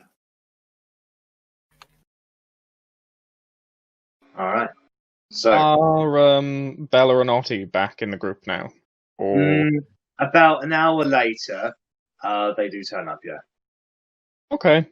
Is Bella blushing? Out of awkwardness, yeah. Don't make it awkward, guys, please. Please don't make it awkward. Didn't We're say just the cute little ace couple. Just leave us be. No one said a thing. When does Talion come back? Probably about half an hour. He actually walks through the curtains. Of course. As soon as I spot him, I immediately approach and just stow a nice little adventure. Well, I had to get the money to sign up, so yeah. How'd you go about getting the money? Odd jobs. Inside. Go ahead. How many jobs did you work in that last couple hours? Oh, fuck me. You don't suspect him of any dishonesty. You couldn't have just asked one of us for some? I ask enough of you guys already. I didn't want to bring money into the matter. Fair enough. We're going to go back in those ice caves one day, Talion, and then we're going to clear out that dwarven vault, and then money ain't going to be a problem. Well, I certainly hope so. But yeah, no, I just had to do a few little odd jobs, raise up the money. I've joined the tournament, but not part of your team. But what if we end up having to kill you, Talion? I don't really want to do that. Well, we don't have to kill each other. That's the thing. We can ally with ourselves. And if it comes down to it, I'd much rather have you guys win than me. So, I like it. So we're like a two-pronged attack. well, think of it. If I'm a solo person, I know I can look after myself a little bit. I might be able to form alliances with some other people, get them into a false sense of security, and in the very moment when they don't suspect it, I can turn the tables on them and give you guys the advantage. Like that. Okay, that sounds good.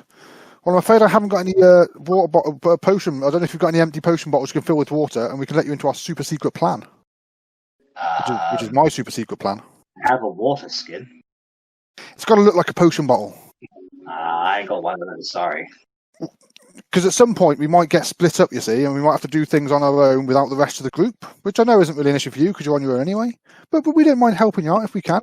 Now, what I was thinking is, if the person in the arena doesn't have magic and they require magic from someone else that's not currently part of the thing, they catch eyes with them, pop open the potion bottle, drink the potion, and poof, they cast a spell from the sidelines. Spell comes into effect, looks like a potion, everybody gets away with it. Wait. Right, as a DM, what did you just say? So basically, and I don't even know if there is, if there's any parts of the tournament where we're not all together and we have to do things individually, yeah, magic users not part of that tournament can then cast spells on them as they take a potion, so it looks like they've just got an effect from a potion, so a potion of invisibility. I don't even know if that exists, but they can prove to me it doesn't afterwards. And that's okay. So, yeah, I can kind of see where you go. It's kind of like a double glass sort of thing. Yeah. Okay. Yeah. No, I get you. So, I don't know if it'll come into effect, but so then Talion just says, "You do you." I'm not even going to pretend I understood any of that. It made sense to me. I don't know if it'll work. I don't know if we're leaving a chance, but I thought being prepared doesn't really hurt. Worst case, we're carrying 2 extra water bottles in there. In the whole how long had we been waiting so far? Yeah, so far. What did you say? Sorry. How long had we been waiting? Oh, at this point, yeah, it's coming close to about 2.5 hours, 3 hours. Like you've got less than an hour left before the preliminary start. Okay, well, during that waiting period, could I have used some fine familiar materials to have changed Toby into a lizard? Oh, yeah, definitely. Okay. He's just a small black Are you lizard. using your spells or the ritual? My own spells. Yeah, ritual. Yeah, so all good.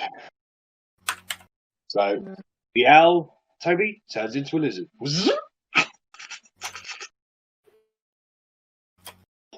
Okay, so anyone else get this image of a lizard from Madagascar, the lemur's crown? Or it's like, look, this one has a lizard, and guys go do. Anyway, this is a whole bottle of meat. So, is there anything else you guys want to do before the preliminary starts? I'm good to go. If I get a chance, I'll speak to Mr. Frostbeard. I mean, you can wander your way over there. It's fine. I've already tried to do what I wanted to do. I'm just going to pay very close attention to Bunyan, see if he recognises Korgrin. I mean, if he stands out, obviously I'm not going to speak to him while he's in his group because that would be mad obvious. But if when you get over to the group, you will definitely notice Bunyan, and Bunyan will most likely definitely notice you. I just want to I'll wait. sneak around to be. I'll wait. Well, okay, if you're waiting, that's fine. Yeah, I'll see if they I'll notice cut off his escape. any. Yeah, I'll wait and notice to see if he notices us during the preliminaries, like if it's an observational thing. No, because his wisdom's not that high. So he's not actually that perceptive, to be honest. No, I mean like a all right. Well, we'll see you later then, Clayton, mate. I don't think he left Discord yet. So I assume he heard that. He left Roll20 straight away, but I don't. No, I think. He was still on Discord, so we should have caught that. I think he just put his microphone down. Shouldn't be an issue, and we've got about 10 minutes left of the session anyway. So, all right. So, you wander your way over to this dwarven individual who has the sigil of Frostbeard. As you get closer, Bunyan looks up, locks eyes with you, and you can see a definite sense of fear starts etching over his face as he just goes, ah. And then he immediately gets into heavy discussion with the half-orc next to him, just purposefully not looking at you. That's fine. I'll just stare daggers at him while we make eye contact, and then carry on. So you make your way over to the dwarf. When you get within about 10 feet of him, he looks at you and goes, "All right, there. Yes, nice seeing another dwarf folk around here. We don't get many of our kind around here." Hi, it's good to see another clansman. Korgrin Bravebeard. What are you talking about? Just another dwarf. You don't see many dwarfs here. That's all. Right. All right. Well, clansman means a few things around these parts. So, what's your words there, boy? What's my what? Sorry. What's your words there, boy? Fair enough. Apologies. Not very familiar with the local lingo, I suppose. I'm more foul. Stick my hand out and just Korgrin Bravebeard. What's your name?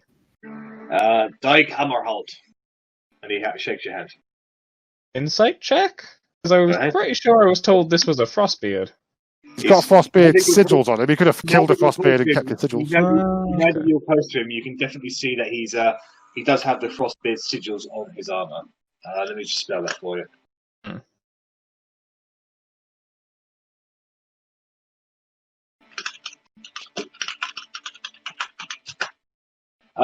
You don't detect any falseness from him.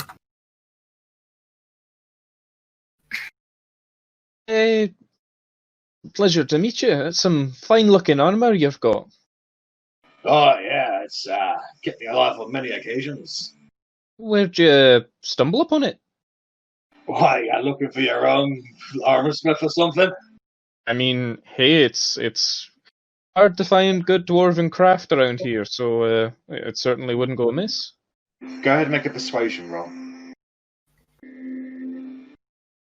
You may add guidance if you want.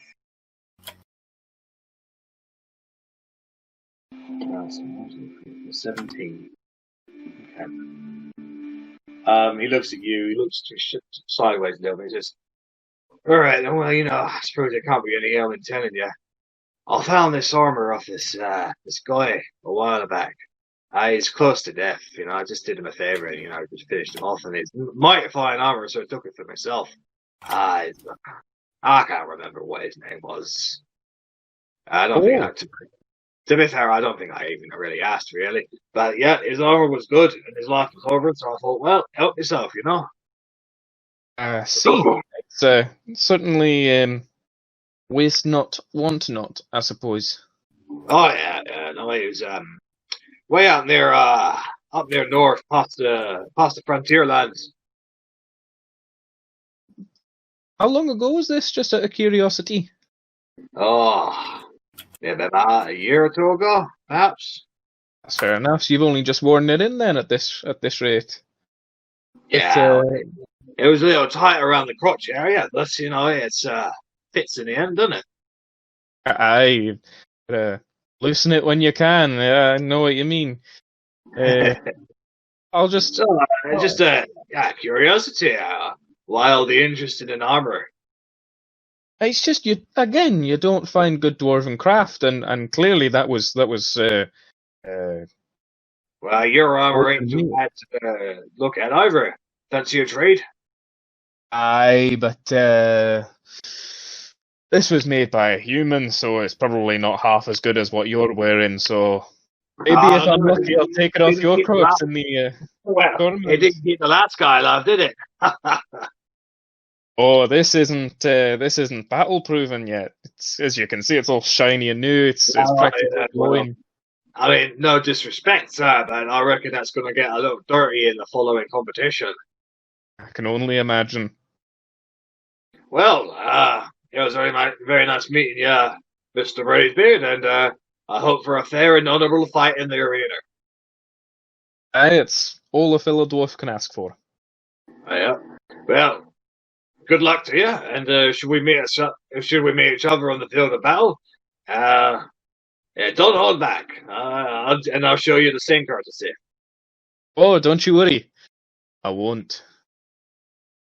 I think we have a new favourite target team. Bunyan and Dwarf Murderers.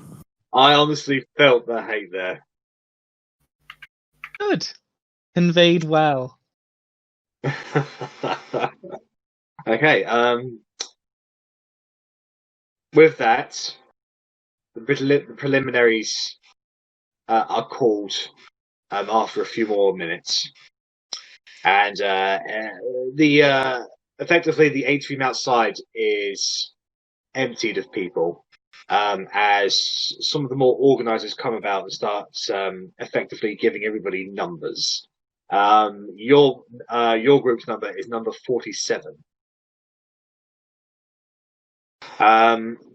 Once everybody's handed out a number, a human woman starts addressing the crowd nearer the back end of the VIP section. He says, "Welcome, everybody. Welcome. Okay, so we've signed everybody up for the competition tomorrow, but of course, only 5 can go forward. Today, we have got 68 teams. And unfortunately, that's a bit too much. So we're going to be holding the preliminary event in order to whittle down those numbers to those who we believe won't be able to make it tomorrow. We're looking for good shows, good sponsorships, and of course, anyone who can certainly turn a crowd's eye would we do right in our books. So, if you would like to follow me, we'll start taking you into the waiting fighters pit. Yes. And she starts leading the vast majority of the fighters further down into the arena itself until eventually you become more of a dungeon kind of area. Lots of weapons on racks here, lots of blood, old blood stains in the sand and on the walls as well. And she begins explaining the essential rules of what the preliminaries are. So it's not going to be a combat. It's going to be a survival of the fittest round. So in terms of gameplay, you need to effectively hold the hill the longest in a span of 2 minutes. Death is permitted, but not encouraged, as any team that could potentially go forward that loses a good team member, well, that's a death that could have entertained thousands of people. So their points are going to be deducted for anybody you kill, but it's not illegal. At the end of the rounds, the person who the team that earned the most points and held the hill the longest will be the winner, and the teams will be eliminated from the preliminaries based on that, and then they'll keep on whittling that, going down from there until until you've got the 5 teams that remain. So the first group of teams are hurried off, and about a minute or so later, you can hear the sounds of battle from a number of individuals happening above. About 2 minutes passed, and you can hear a horn blow. That signifies the end of the match. About another minute or so later, a number of people start coming back into the waiting area. Most of them look really fucking pissed off. They seem a bit bloodied. Couple of people are brought through on stretchers. One of them with a cloth over their head. To signify that they didn't make it.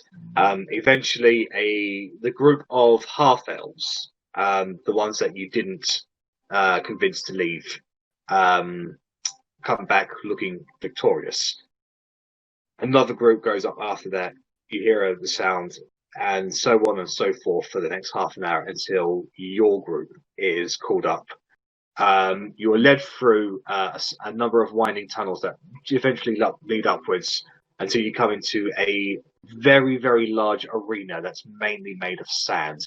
You can see the stands all around you, easily able to see thousands and thousands of people. Currently, at the moment, are empty. It's pretty dark out here at the moment, so there's lots of firelight around. In the middle of the sandpit arena is a stone dial with a crown on it, and there are 4 stairways that head upwards. Around you, you can see the kobold group that Arri previously saw earlier. You can see a number of just thuggish-looking people, and you can see a collection of dwarves and halflings and gnomes on the other side.